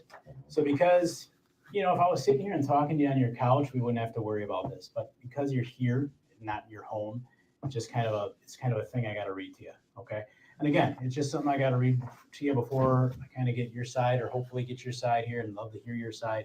I'd like to know what Darrell has to say about, okay, we got some people calling us saying this, he said, you made an utterance before. No, I wasn't driving. Someone thought you might have been. He had to get that warrant. He ended up calling a guy just to use his phone, kind of loitering around, and just, how you ended up kind of being there. That's what they say. No. I was gonna say I knocked on his door to use his phone. Yep. Right, but it probably wasn't him that called because he got his phone, but someone was concerned about something. So just trying to figure out what's going on down in that neighborhood. Does that make sense? Yeah. Okay. All right, be kind of, like I said, I probably, that wasn't probably the best, but I was just like, I need to get an Uber. Yep. I have money on my Cash App card. Yep. So I'm not trying to rob anybody. Sure. I'm not trying to break it and obviously you can tell I'm not drunk. I'm not, under the influence of anything. So. Okay. All right. I think the reason why he tried to say that he had paranoid schizophrenia, he tried to use that as a defense with Detective Carpenter as a way to excuse his behavior with Erica.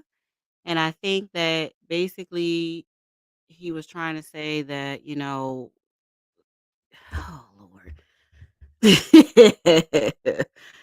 He goes in and out of personalities and moods. And so, he's cool until she provokes him. And then, unfortunately, due to having schizophrenia and being paranoid and having these episodes, that is what led him to get into that altercation with her and run into or plow into this parade. Unfortunately, a lot of people don't know and understand what schizophrenia is, and it's not something that you can turn on and off. And so, yeah, that wasn't gonna work, buddy. But I really feel like that's what he tried to use that for.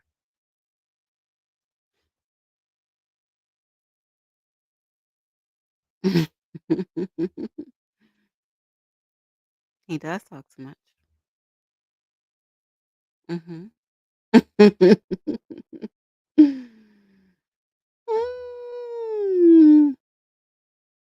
I think he said it at the interrogation. I don't remember. I remember, but I do. Like, I remember hearing him say it. I just can't remember exactly when. Maybe somebody else knows because, shoot, I don't know. It's so much going on with this that a lot of times you forget because it's too much. And yeah. Oh, excuse me.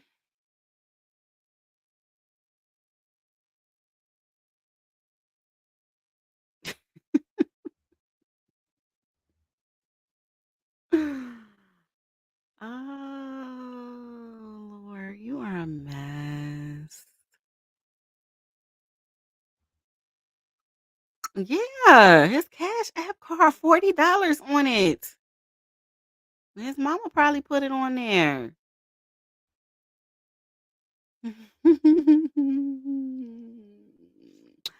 His bald-headed mama said that he was bipolar at 12. However, no one believes it. And unfortunately, we will never know. But I don't think he's bipolar. I just feel that, he got away with so much at a young age and then he grew up to be who he is because, yeah, it wasn't nipped in the butt when he was younger.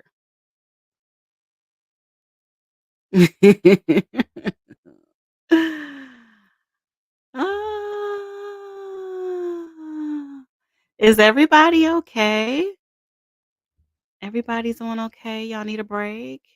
Imma have to take a break in about 5 minutes, so let me know what y'all wanna do. I hope y'all don't leave me. I gotta, um, put my kids to bed for a second. Thank you, Christine. I really did miss everybody. What my girl Fee talking about? Fee, we know.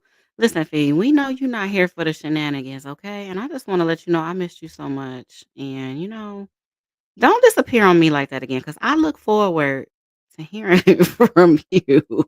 Thank you, Christine. Oh, matter of fact, okay, how much have we got on this? Cause we only gonna play until let me see something. It's only 2 more minutes, so let me finish out these So he messages. said what it was. Okay. All right. In regards to these, Darrell, then, do you understand that you have the right to remain silent? Just answer everything with a yes or no. Yes, sir. And then I just write down your reply. You understand if you give up that right, anything you say may be used against you in court? Yes, sir. Do you understand you have the right to consult with an attorney and have an attorney present during any questioning? Yes, sir. Do you understand if you cannot afford an attorney, one will be provided to you by the court? Yes, sir. Understanding the above rights, Darrell, are you willing to speak with me, us, primarily me? I'm the one that's going to be doing most of the talking probably. I just want to know a little bit more about what's going on, just a little bit, because Like I I'm told just you, I know very confused. little. I just know that, you're down in this neighborhood, someone called, you know, they didn't know what you were doing down there and things like that. So I got limited from their side, but I'm looking to see, what you have to say about it. I'm looking to see, maybe maybe the caller was just on some BS down there. I don't know. I don't know. But I can't really show the court that if I don't have, if I haven't talked to you. So that's why I'm here, just to kind of see what you got to say about it. Get your side of it.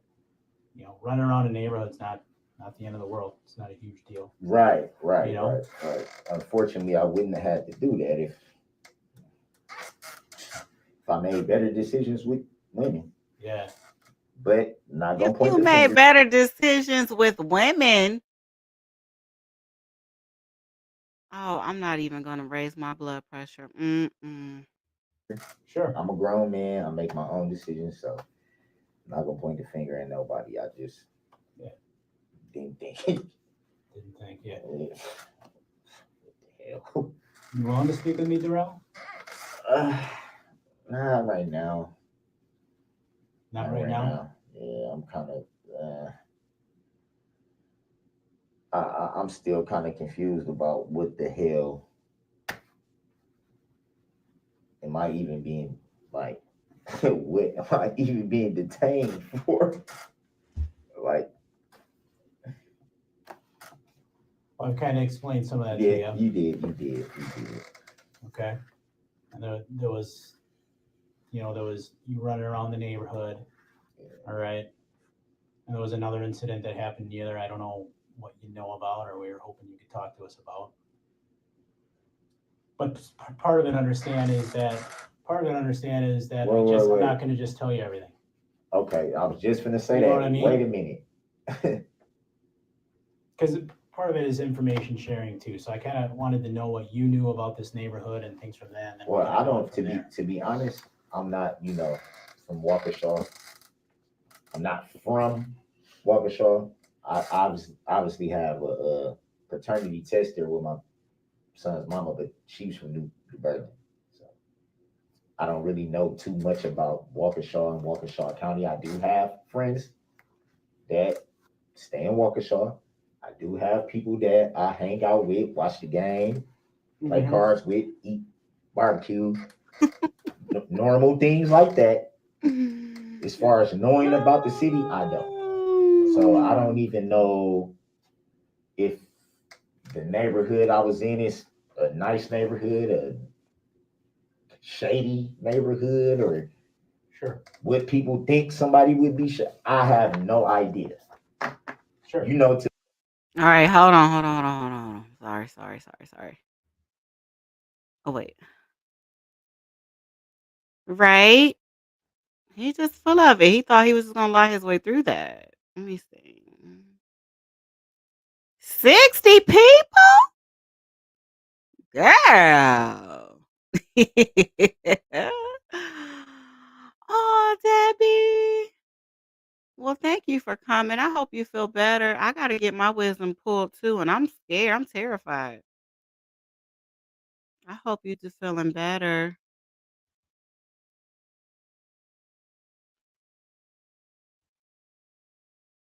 Oh, thank you, dog mom. Hey! Yes. I honestly think he was proud of how notorious this case was. He just wasn't capable of connecting his guilt. You know what? What live was that? What video? Golly, I did too many videos. I can't even keep up. It was a video that I did. It was, oh, I know what one it was. It was when his lawyers filed a motion to withdraw, and I was saying how proud he was of himself for that moment. He felt big in that moment. And so there's some truth to that. I think that he just navigated through life without anything. And I'm not making excuses for him, but it is what it is. He navigated through life, no education. He had children, but for whatever reason couldn't find joy and peace in that. No job, no nothing. And so as horrible as this is, you're right. It just made him feel big. Like, okay, well, yeah, I did this, but I'm holding my own, even though it was a what show. I'm holding my own. I'm playing big time lawyer. I'm up here at this defense table. Ain't nobody holding my hand. I'm able to read off this paper like y'all. I'm on TV. Everybody knows me. Y'all still talking about me. What, 2 years later, a year after I was convicted? Yeah, he thinks that. Mhm. All right. So what I'm gonna do? Yeah, let's give our girl. Fee, we so proud of you.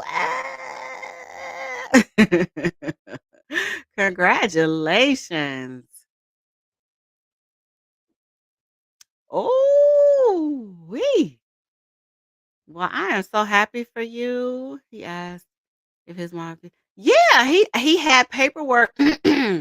He had paperwork with his name on it and pending case information related to the pending case. Because remember, before this happened, he was supposed to go to trial for the incident with his nephew. All that was in that back seat. And he wanted his mom to hurry up and get out of there. That's what he was trying to do.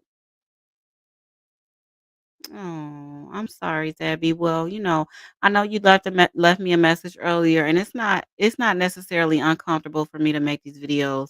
In all fairness and honesty, me stopping had nothing to do with you guys. It's just that after a while, and I think I said this before, you have to take a break because this is a lot.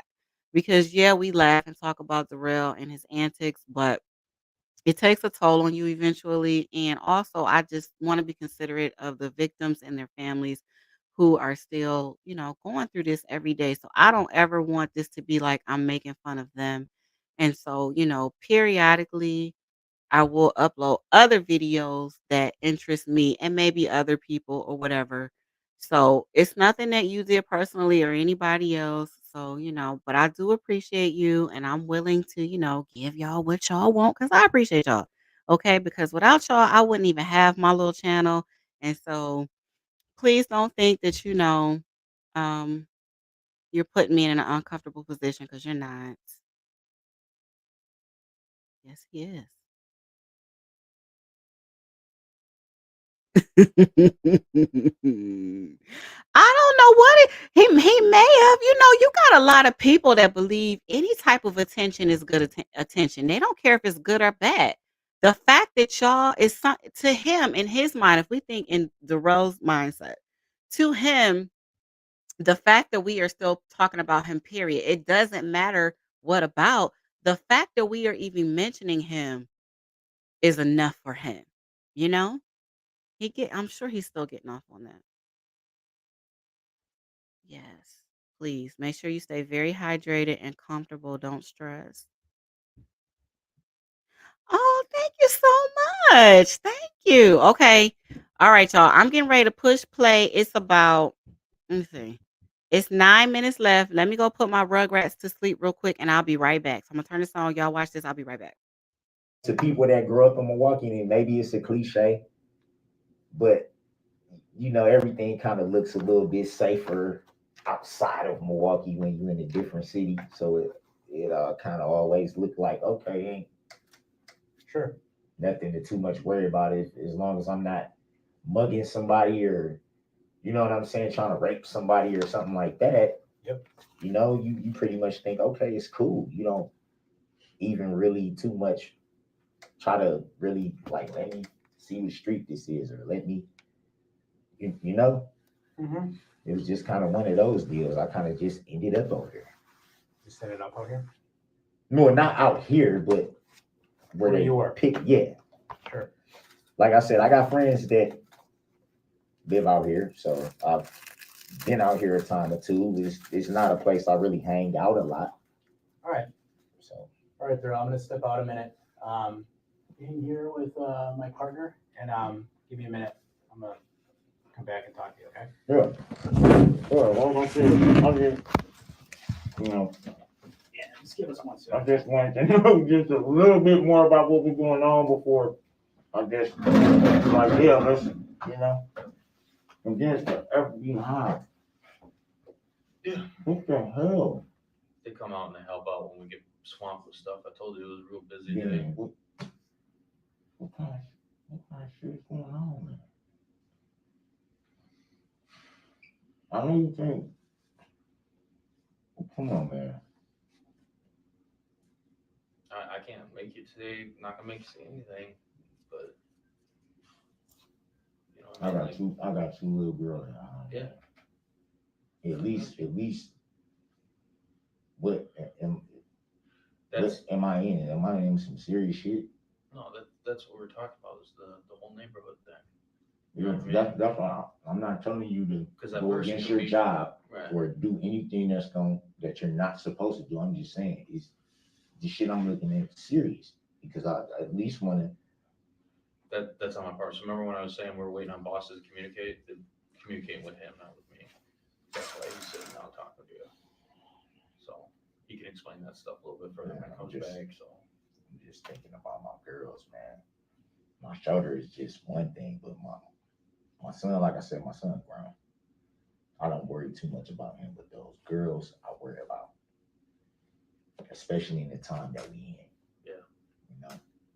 So that's the only reason why I was just saying, like, yo, man, whatever y'all can tell me, information wise, just please just let me, at least just for that my piece of head to be mine, to be able to be like, yo.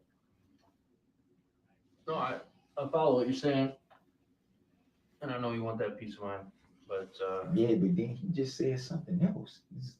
First he said it went from I was loitering to y'all needed my blood for a OWI to now it's something else going on that he can't tell me. And I'm like, it doesn't seem like people are being honest with me now at this point. And that's why I'm like, why should I talk to you if you're not going to be honest with me? I've been nothing but honest. Yeah. I didn't come in there drunk, whacked out, high out of my mind, giving y'all shit, beating on stuff, kicking on stuff, cussing y'all out, spitting, no, you're right. blaming You're y'all for, you know. Yeah. And I'm just like, man, at least just give me. Right.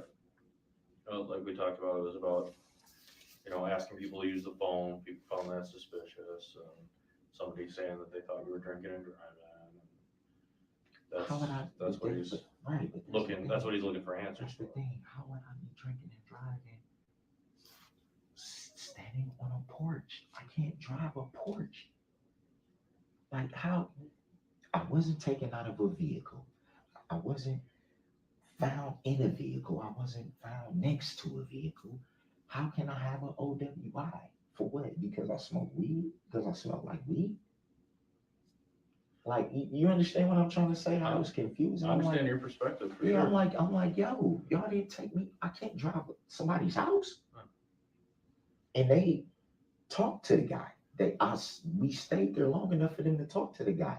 And I know the guy told them, hey man, dude knocked on my door and asked could he use my phone. I called my people and said, yo, I need an Uber. So if I had a ride, why would I be calling an Uber? Why would I be spending my money to go back to Milwaukee if I had OWI to commit? Do that seem like somebody that's committing an OWI that's calling for an Uber? That's why I'm like, y'all snatched me out of the man's porch. That's not a vehicle. It's not a car. How did it, like, why am I a suspected of an OWI when I wasn't detained in or around a vehicle? That just blew my mind. Like when I looked at the paper, said OWI, I'm like, I'm not. No, I get it from your perspective. If I was looking at it from your perspective, I totally get where you're coming from. Yeah, I'm just like, what the hell? Like how? That's almost like saying I'm sitting in this chair, but I'm suspected of hiding in the garbage. Doesn't make sense. Y'all find me here, but I'm suspected of doing that. Well, No, like I said, from your perspective, I totally understand the logic there. I'm a soldier. I do what I'm told. You know what I mean?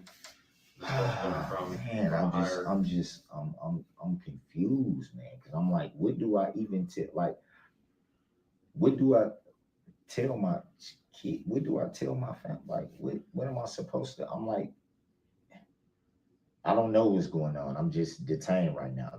Nobody can tell me anything. And it's like, well, why can't they? And it's like, I don't know. Like, what the hell?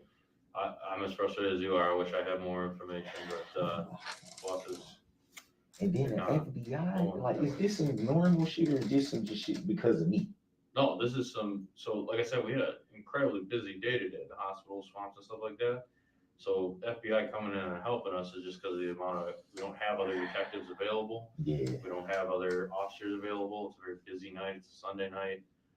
So, Wow. no, that's normal for them to come in and sit in. See, that's never happened to me. Like, FBI, that's some, you robbed a bank or, you know what I'm saying? You Well, you did didn't some rob a federal bank, stuff. right? So No, I'm just saying, good. usually when, it's heavy drug trafficking charges or Sure. bank robbery or something to do with the government, a major scam fraud or something, then, the FBI, yeah, but because I was using somebody's phone. Like I said, they're here because they're kind of backfilling because we only have so many people available. So, Man, I'm like, I don't, wow. yeah, again, looking at it from your perspective, that'd be Wow, like, man. what is And the then FBI it's doing like, here? and then it's crazy because it's like, even with this situation, you can't even talk to anyone. You can't even say, hey man, look, this is what's going on, this is where I'm at. I don't know too much, or you know what I'm saying? Hey, dog, hey, let your little sister know. You know what I'm saying? It's frustrating for me, not only just getting roughed up. And like I said, maybe I shouldn't have been. I didn't look at it like, this is a shady neighborhood or a nice. I don't know the difference, but I don't know. This I don't hang out in Waukesha a lot to know. Oh, this area is this, or area is that, or these kind of people are in this area, or these kind of people, or watch out when you do. I don't know. Mhm. I was just trying to get home. I gotcha. That's it. That's Step it. out, step out for a minute. You're fine. Don't worry about it. Oh, No. I'm like,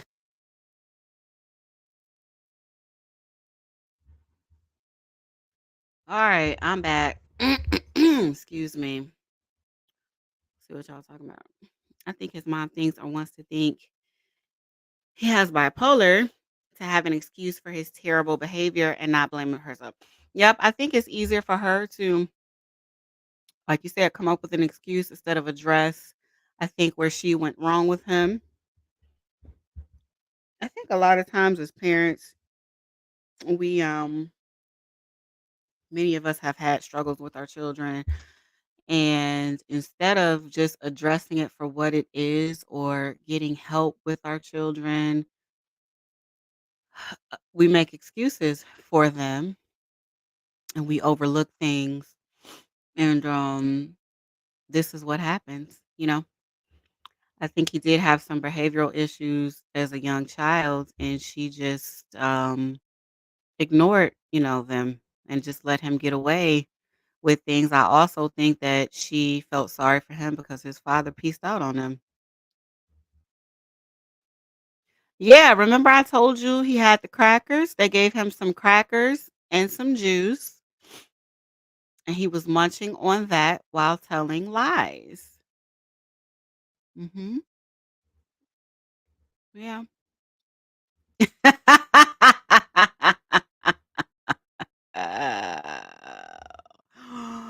Ah! Oh my goodness. Honest to God. Oh, the teeth are terrible.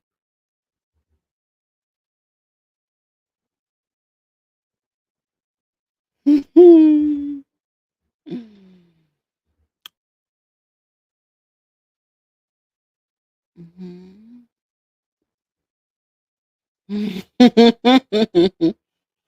He can drive somebody's house. He drove his house.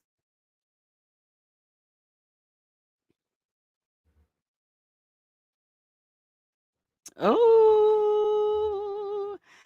Let me see. I know you have mentioned about people asking for this content, but I have never seen this part of the interview. You have a great perspective. I think that is why. You're right, Kelly. Someone else said that. I can't remember who it was. At this point, I get a lot of comments, but you're right. And that's why I just had to just take a minute and think about it and just, reconsider some things. So, like I said, I'll try to do, one or two videos a week of Darrell and just try to approach it from different ways. And then, the other days will just be other cases, if anybody's, excuse me, interested, excuse me.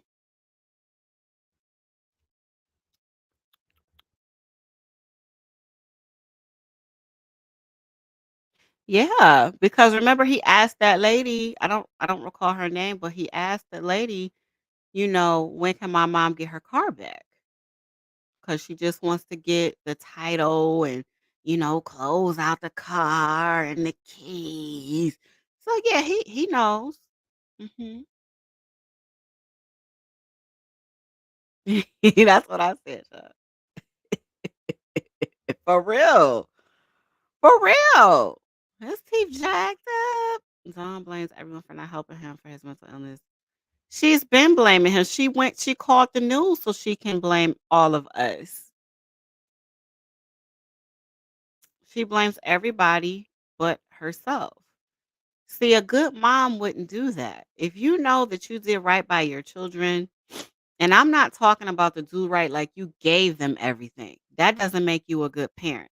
A good parent is loving, understanding, nurturing. Okay. You teach your children things. You teach them right from wrong. You don't make excuses for them.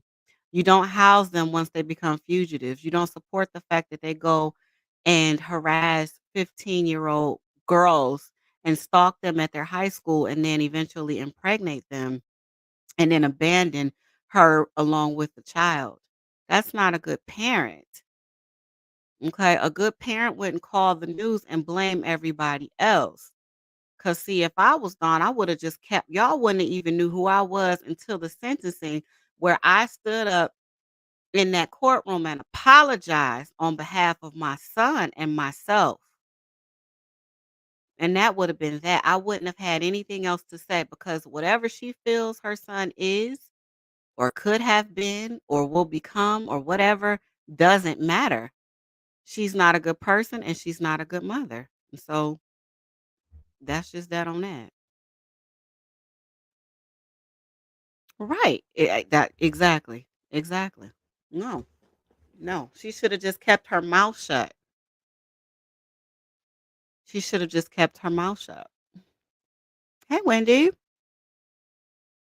Hmm. I wouldn't doubt Dawn sponsor her user forever. Oh, John. Let's see. I think they did a tox screen on him, which showed marijuana, but Zorro excluded that evidence because he wasn't charged. Right. Because remember, they were trying to charge him with manslaughter while under the influence, but Judge Doral said that's just excessive. You've already charged him with homicide, intentional homicide with the vehicle. So they were able to drop that. But originally, they were going to do a tox screen for alcohol. They threw that out and did the screen for the Mary Jane. So yeah. Oh, dog mom, you in here showing out. Y'all getting a little cray. The lady was on the 23rd. This is the same night. What lady? I'm so behind in these comments. I'm sorry. What lady y'all talking about? The lady that was investigating the shoulder? I'm trying to catch up. Be right back. Okay. Let's see. My theory is he fired counsel because he thought they would appoint him assistance of counsel, which would cause another delay. Then he would request a speedy trial and try again. Wendy, let me tell you something. Don't say that because guess what? I did a whole video saying that and everybody called me crazy. Everybody was like, "Mm-mm, you don't know what you're talking about. He just wanted to use his 5'6" stuff, and no, he can't have assistance of counsel." And that I know that, but Darrell doesn't know that. So people have to understand when I'm giving a perspective, it's of course my perspective, but also I am speaking in a way that Darrell thinks, if that makes sense. So we all know in Wisconsin, you can't have assistance of counsel. You can't. But Darrell, being who he is and thinking that, he can have it his way, thought, okay, I can do what I want to do. And if I say I don't understand, you got to appoint me counsel. Check that video out that I did. Let me see if I can find it for you. I went over a whole thing. And I'm telling you, people were just like, mm-mm.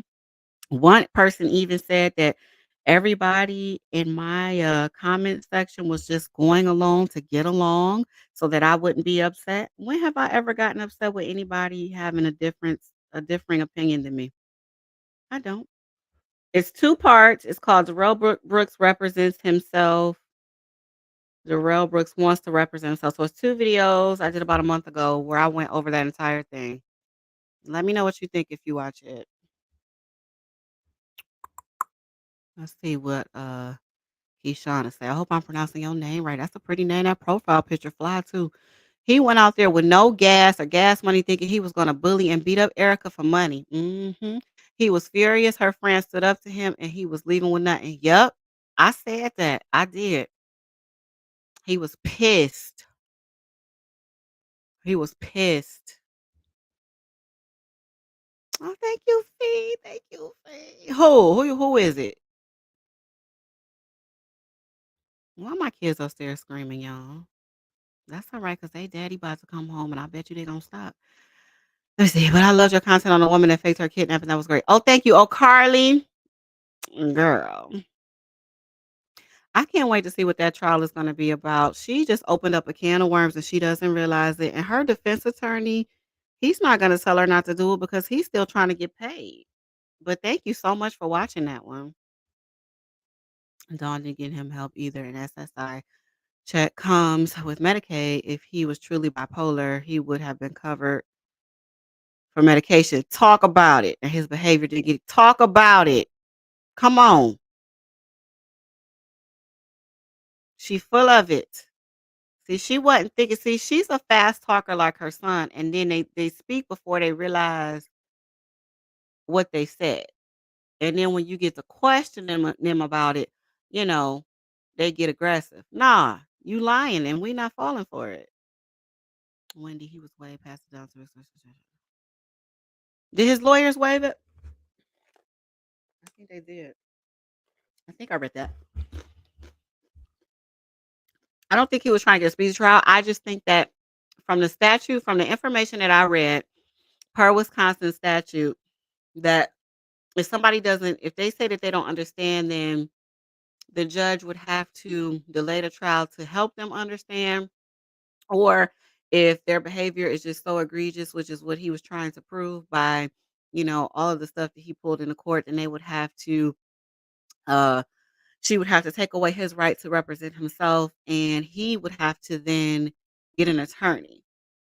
But she wasn't getting ready to go through all that. So that's why she had to be very cautious with what she did. However, I do believe there were times where it just went too far.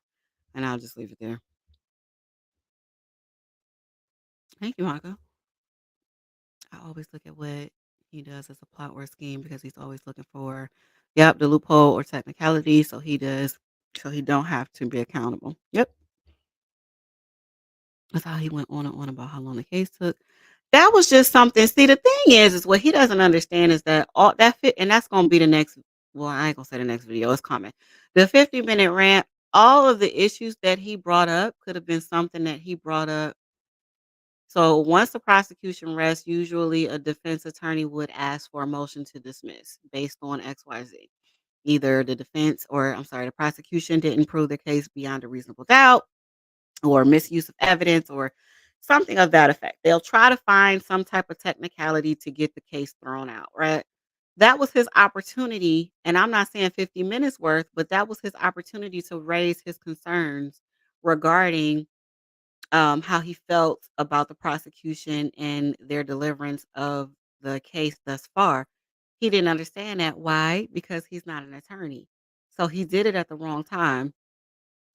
And everything that he brought up was nonsense anyway, but I'm just saying that would have been an opportunity for him to raise those concerns at that time. So yes, you're right. Everything is just a ploy, for him to just, cause a bunch of mess and sow discord, right?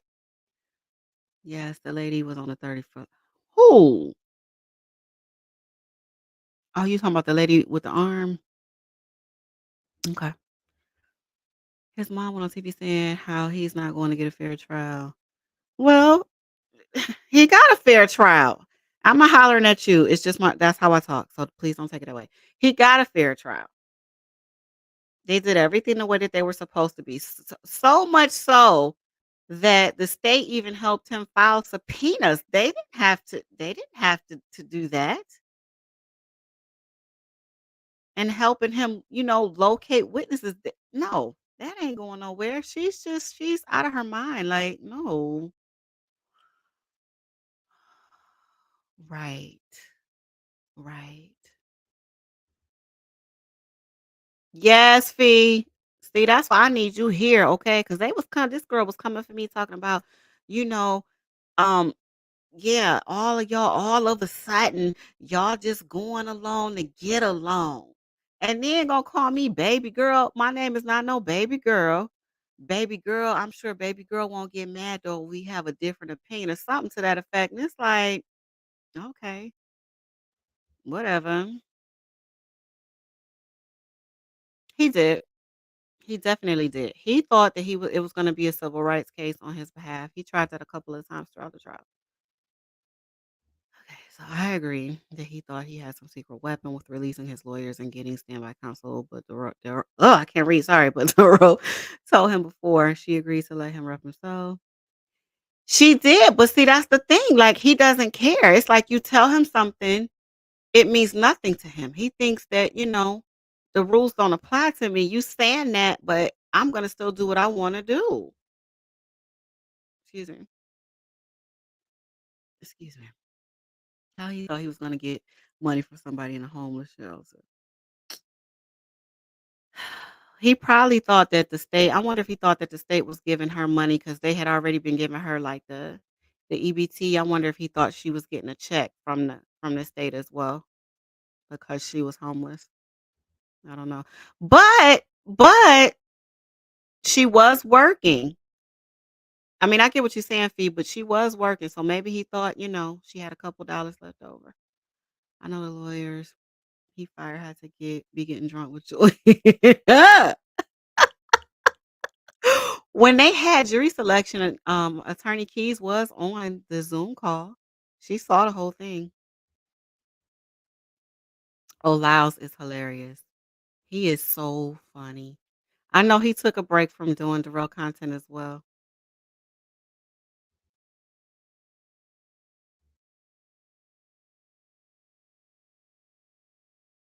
Yeah. Let me see. You are so right. This fool thought if he modified the form while representing himself, he would get assistance of counsel. The court had to give it to him. Yeah. That's what house music is the best.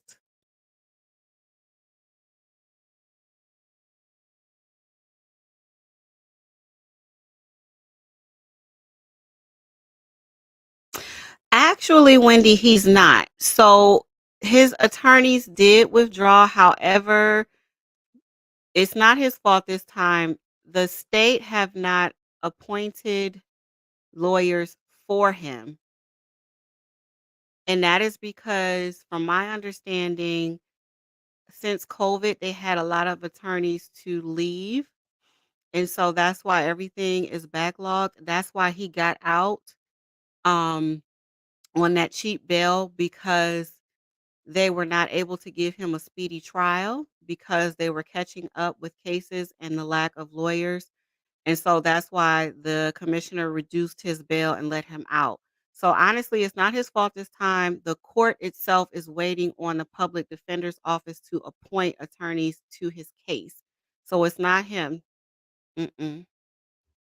And I'm not sure why the other attorneys uh, left.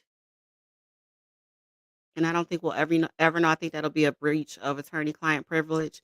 But like I said, we're waiting on Milwaukee to find 2 attorneys to represent him. And it could be a case like or a scenario like Sarah Boone, where a lot of people think that she just fired all 7 attorneys, and it wasn't that. Her very first public defender, he withdrew because one day after he was appointed to her case. She hired a pro bono private lawyer, and that's why that first attorney uh, filed a motion to withdraw. Mauricio, which was the second attorney, he did the bulk of the work for her case, and then something happened, and he filed a motion to withdraw 2 years into, doing the discovery for her case.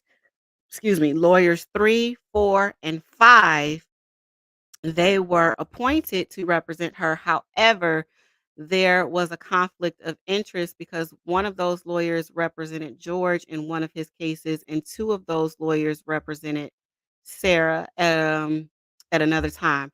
So then we got to Bankowitz, which is attorney number 6, which that was unfair to him because he had already been representing another client in a murder case, and so he could not give Sarah the attention she needed and the case the attention that it deserved. And he filed a motion to withdraw, and the judge said no. And it wasn't until Sarah started berating him publicly to where the judge finally granted Bankowitz's motion to withdraw. And so now we're on lawyer number 7, and it seems as though that's going okay. So, it just depends on who's available. Also, with the public defender's office, a lot of people don't know when you start to work as a public defender, you have to prove yourself before you get certain cases. So, when you first start off, you're not going to be handed a murder trial. You'll get something very simple, and you work your way up. So let's just say if all of the seasoned attorneys left and you got a lot of newbies coming in, well, they're not going to get, a felony case. They'll start off with like misdemeanors and work their way up. So it just depends on the docket in Milwaukee and, all of that. So we might be waiting a little while. Yeah, he's awesome. Ah.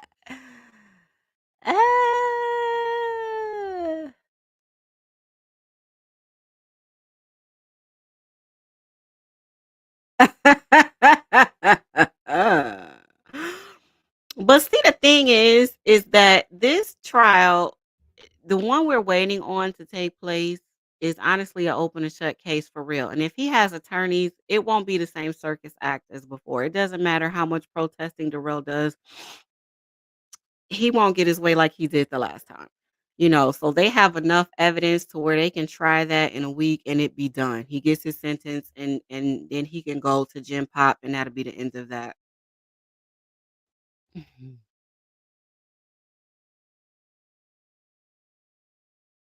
Oh, Wendy. Wendy, she did shout me out the other day. I mean, I appreciated the shout out, but I don't I'm gonna be quiet, but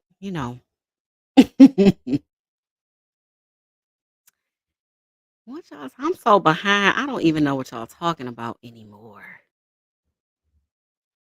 When he said shut up. Who said that? Who said shut up? Oh, when Lyles said that, the first time I watched him, I had to keep rewinding because let me tell you, my stomach was in knots.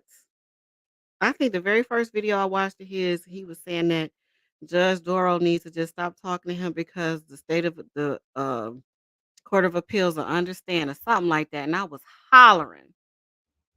Oh, thank you, Debbie. I love you too. I missed y'all so much. Y'all just don't know. He got more than first trial. He got away with so much more than. Tell me about it. And that's only because he represented himself. You know, that's only because he represented himself. And that makes me sick. And I think they need to amend the laws as it relates to self-representation. Not take it away, but it needs to be a change to what they can get away with.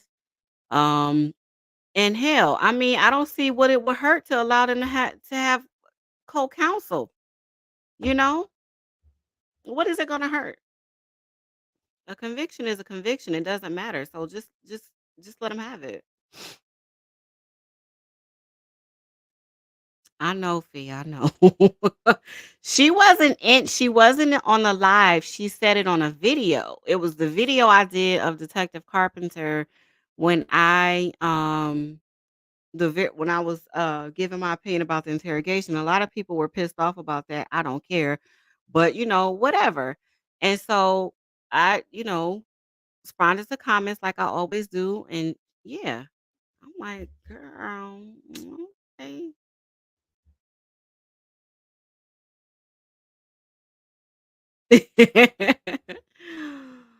Ah, right. But you know what I thought about? Um, Erica she could have gone back home to Georgia and they could have just subpoenaed her when it was her turn, to come to trial, and they would have helped her get back to Milwaukee. So I'm unsure why she hasn't gone back home yet. And I don't want to call her a liar, but I know that she said that she did not have paperwork, but she has a job, and you gotta have an ID and certain paperwork to fill out, paperwork for a job. I don't know. Imma leave that alone. I think I watched his channel a couple times. No comment.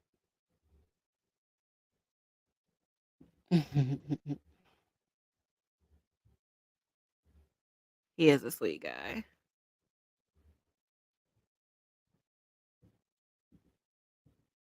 Uh-oh, you better watch out. I think he got a fiance, Kelly. Auntie Miracle B is funny, but I gotta take breaks from her because sometimes she get to screaming too much, but she's funny.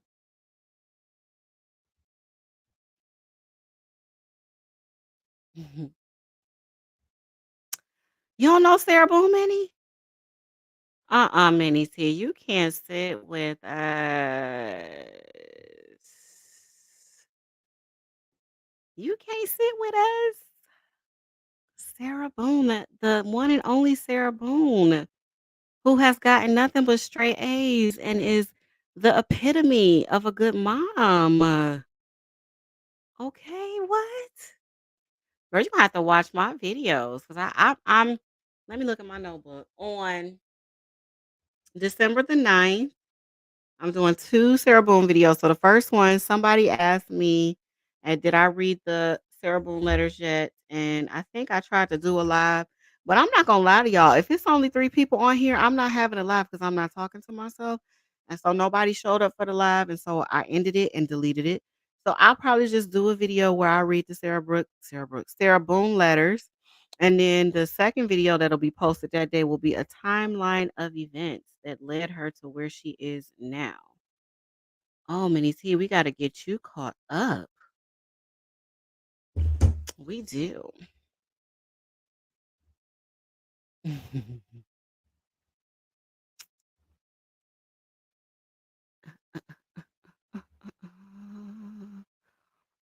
Whose laugh? How about him standing up there acting like a lawyer and trying to show that he's smarter than everybody? Meanwhile, was it the $40 that his mama gave him to get a couple dollars for something to eat?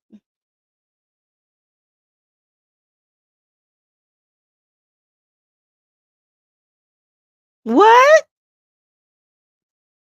Oh, definition. I ain't heard of that. Mm. Oh, y'all. Okay. I didn't know. I didn't know. I didn't know. I don't have a comment.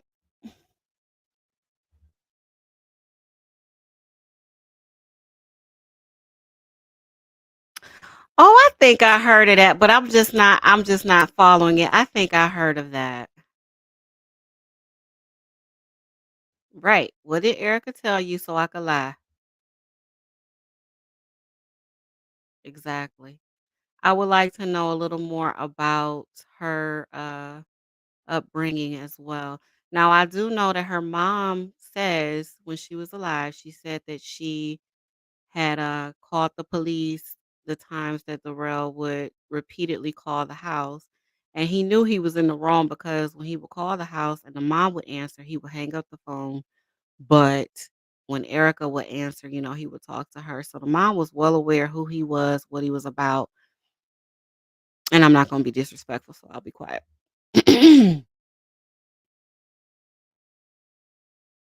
He doesn't. He never will. It's like Letitia. Letitia will never admit to guilt. She will never mention Gannon. She will never show remorse. It's easier for people like that to take the attention off of what they did, and it's just a look at me type of thing. So I know Letitia, when she was finally convicted, she made a phone call to her aunt and basically tried to say that the reason why this happened without saying Gannon's name or, actual facts about the crime.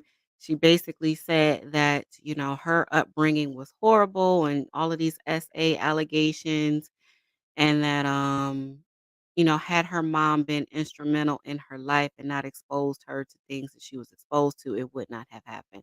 So she is just a female Darrell Brooks, if you ask me. The only difference is that she didn't represent herself at trial. However, at one point she was considering it and then she just decided to play insane.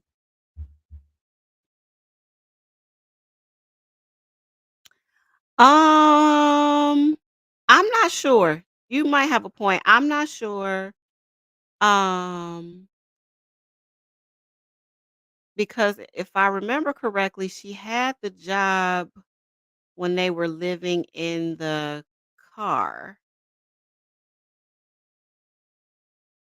But I mean, and I'm not being mean or anything like that. It's not hard to get it doesn't take that long to get paperwork. I don't know.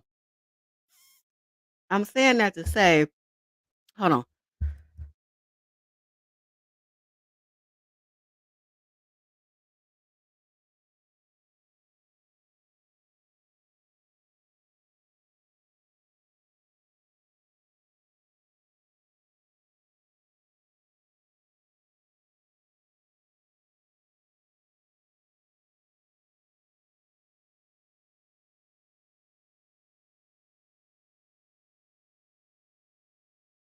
Oh, I'm sorry, my throat got dry. I'm just saying that to say that I wonder if it's a reason why she doesn't want to go back home. And if she's just saying that she doesn't have her paperwork as an excuse, I don't know. I'm not here to judge or make assumptions. I just wondered. Oh, excuse me. Oh, okay. All right. You can come back on the porch. Oh, excuse me.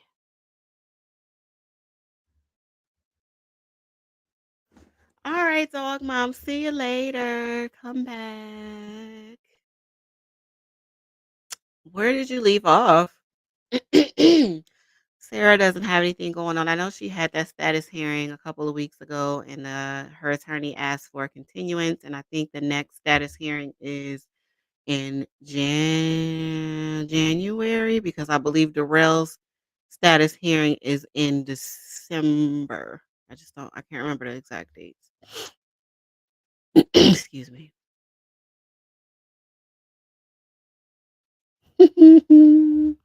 Oh, I caught up to all the comments. She does have her CNA certificate, but I was just wondering, like,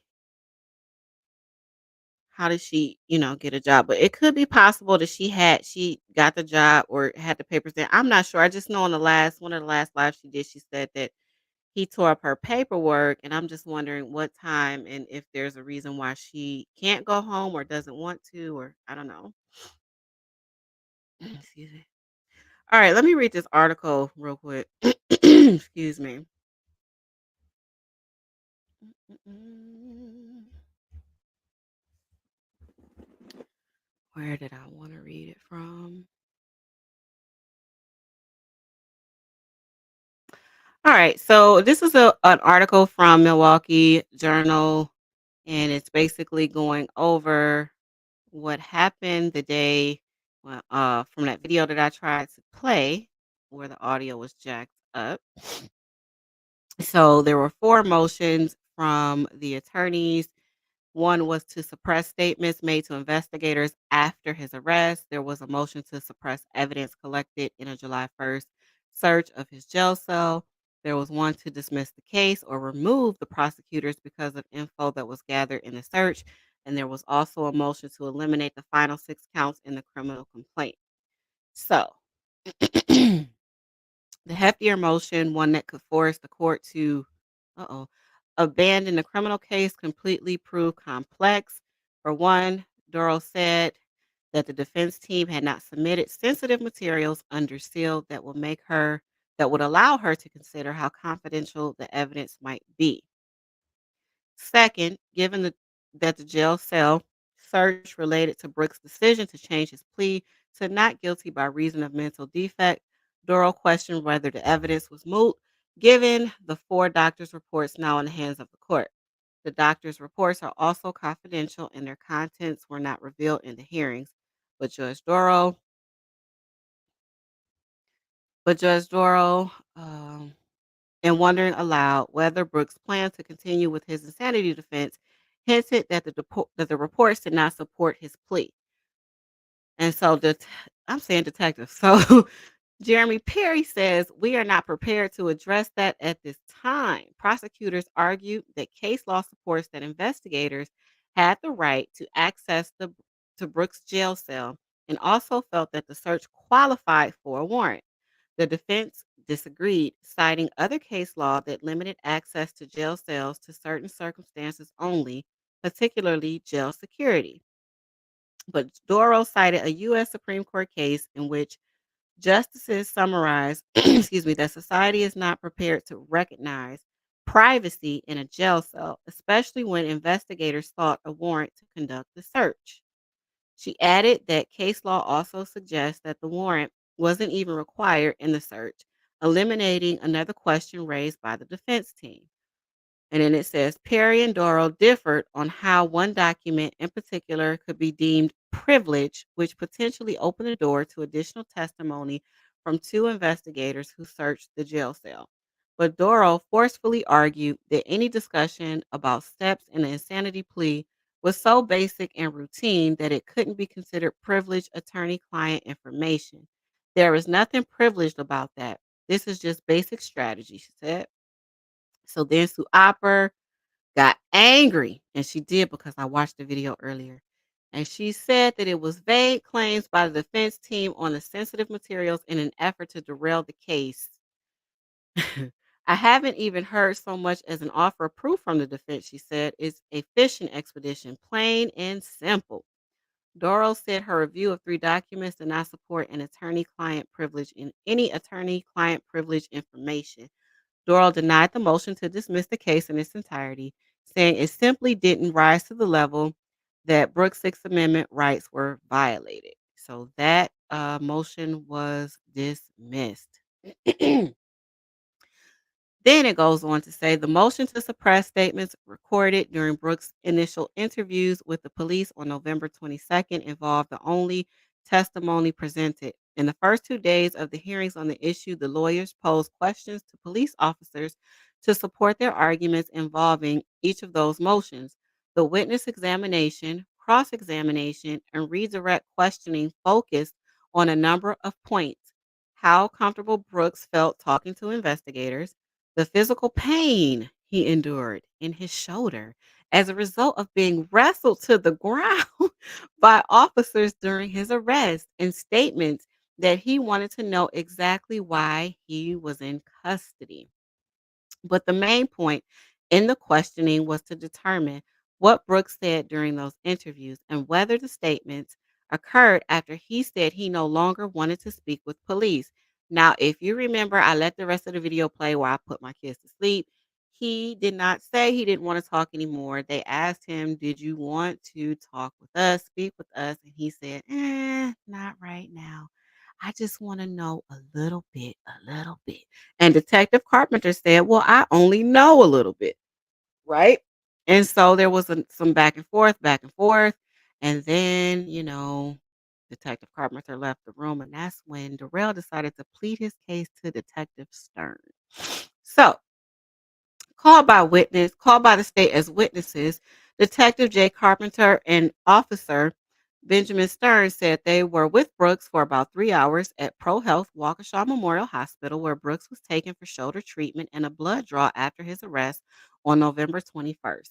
At one point, at one point early in the process, Carpenter said that after getting personal information from Brooks, he read him his rights. Both investigators interviewed Brooks the next day at the Muskego Police Department, where he had been taken the previous night to remain in a holding cell. In Muskego, they interviewed him for nearly 5 hours. Carpenter said Brooks was again read his rights 16 minutes into the interview. In addition to the parade incident, the interview also included his role in an alleged domestic battery incident before the parade. In response to one attorney's question about Brooks' mental state during the interviews, Stern characterized his statements as lucid. He said Brooks, who expressed thanks for the way police had treated him during the interviews, seemed interested in reopening the conversation after initially saying at one point he didn't want to talk anymore, right now, in quotation marks. He was looking for information about why he was detained, Stern said, we, sorry, who reiterated that Brooks was told he was being held for loitering and disorderly conduct. In her oral argument, my girl Leslie Basie said investigators neither coerced Brooks nor gathered any incriminating statements during the key parts of their interviews focused on by the defense attorneys. There was no interrogation. There was only casual conversation before the reading of his Miranda rights, Basie said. Defense attorney Anna Keys countered that the November 22nd interrogation, by its very nature, was coercive. Now, I didn't hear no coercion. Did y'all? I feel like Detective Carpenter pretty much let Darrell control that interrogation. The only time I feel like he got a little bit aggressive with him was at the end when he grew frustrated because he realized that Darrell wasn't going to crack. And when he got the evidence and he was trying to force him to watch it. But other than that, I still don't believe that that was coercion. He wasn't trying to I mean, force a confession from him. He just was showing him what he did. That's all. The claim that there is nothing coercive in this environment is simply not true. He said in her oral argument. Investigators are trained to ask questions that will elicit incriminating responses. Okay. The motion also argued that the dual interviews, with the second coming after Brooks initially said he didn't want to speak with the police further, was coercive because they occurred too closely to each other. So the interview from the hospital and the actual interrogation at the jail were 13 hours apart. Okay. Um The motion also argued, oh, I read that. Keys argued prosecutors have not met their burden to prove Brooks' Miranda rights were not violated.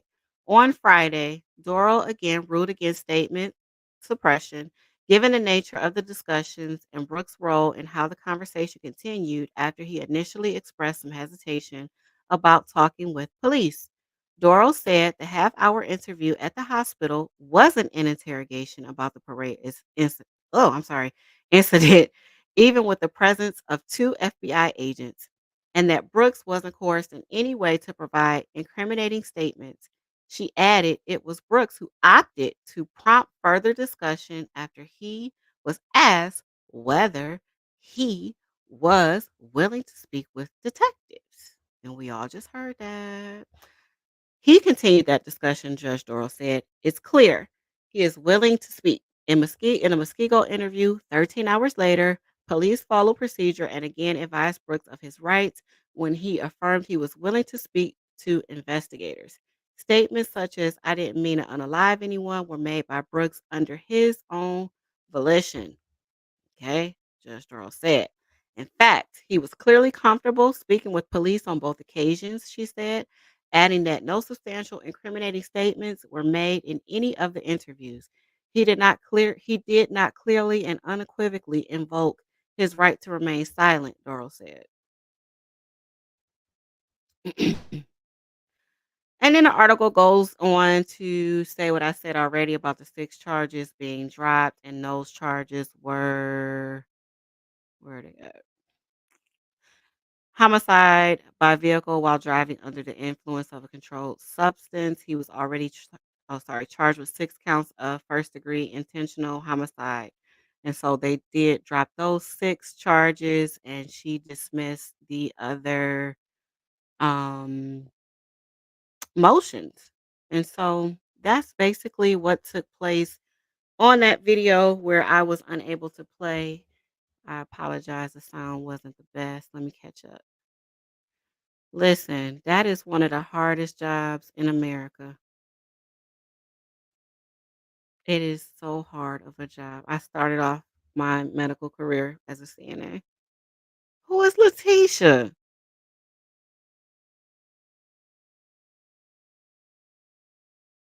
Who is Letitia, y'all? Tell me who that is. I'm curious to know. Will there ever be a point where Judge Dover again?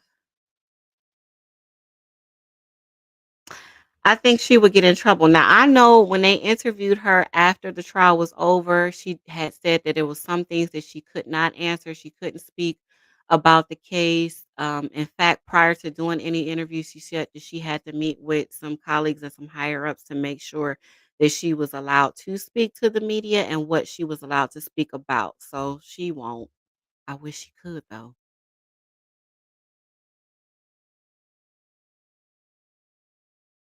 They don't know that sucker. Yep. I wish she could. I really do. I would be embarrassed, and I think that's what happened with his son, you know?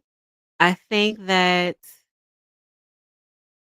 um, he was embarrassed by who his father was, and I think it just went the wrong way without me making excuses for him, but I would be embarrassed. I wouldn't tell nobody that was my daddy.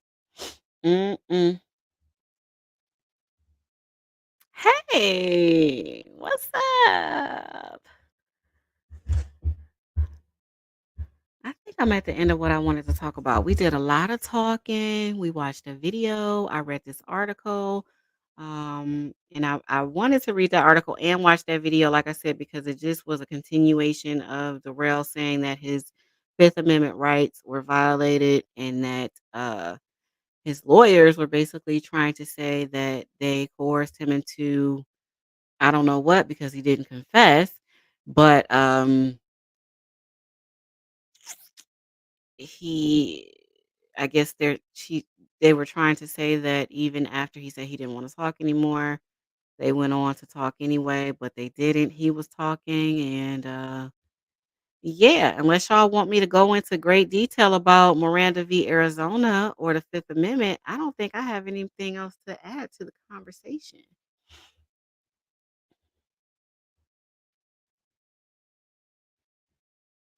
Yeah, I would. I would.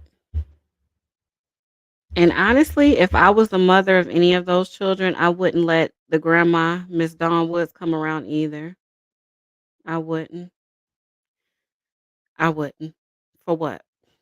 If you're gonna stand up in front of the media, in front of the world, and say what you said about your son and not have any type of sympathy or you can't even hang your head and apologize, you're not a good person. I don't want you around my children. Mm-mm.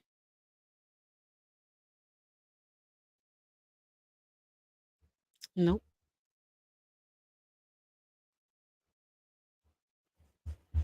All right. Any final thoughts? Because I'm about to peace out. I will be doing a video tomorrow. I'm doing a Darrell Brooks video tomorrow. And I'm doing my Tamir Rice video tomorrow as well. If you're interested, please come and check it out. I will not be going live tomorrow, but I'll have 2 videos dropping tomorrow. If you are unfamiliar with who Tamir Rice was, he was a 12-year-old little boy from my hometown, Cleveland, Ohio, who was playing cops and robbers in a park with his friend and his sister. There was a man who called 911 and said that he was walking around pointing a gun at passersby, and he was afraid for his life. And so he did say on the 911 call that Samir probably was a juvenile and that the gun probably was fake. And 911 dispatcher failed to relay that information to the officers. She said that the situation was a code one, which means high priority, and the officers responded to the park. And before they had a chance to open their door fully, they shot and unalived Tamir in the grass. Um, Unfortunately, there were no charges brought against the police at all. His mother did sue the city and won. There has been a lot of controversy surrounding this topic. And I, of course, me being me, I have a lot to say about it because I don't believe any child that is playing with a BB gun in a park with this friend should be unalived without given the opportunity to surrender to the police. Additionally, I don't believe that the police was in the right because anybody that knows anything about an active shooter situation, you don't put yourself or others in harm's way. And so we're going to get deep into that um, if you're not familiar. So if that's the case, that sounds interesting. Please check it out. Even if y'all don't watch the video, even if you click on it and click the like button, y'all know I don't hassle y'all about no likes or none of that. I just let y'all do y'all. But I would greatly appreciate it, even if you just like it and you didn't watch it, or I don't know, do something. Because let me tell y'all, the likes is what pushes my content out there. So even though you may not be interested, someone else may be, but they'll never know about it because it's not being viewed or liked. So either way, I do appreciate y'all. It was good chatting with everybody tonight. I did stream this on Facebook as well. However, I don't think I have any likes or subscribers over there as of yet, but that's okay. It will come with time. Yeah, so I appreciate y'all so much. I will see y'all the next time. Be on the lookout for the next Darrell video tomorrow. I hope y'all have a good night. Y'all be easy. Peace.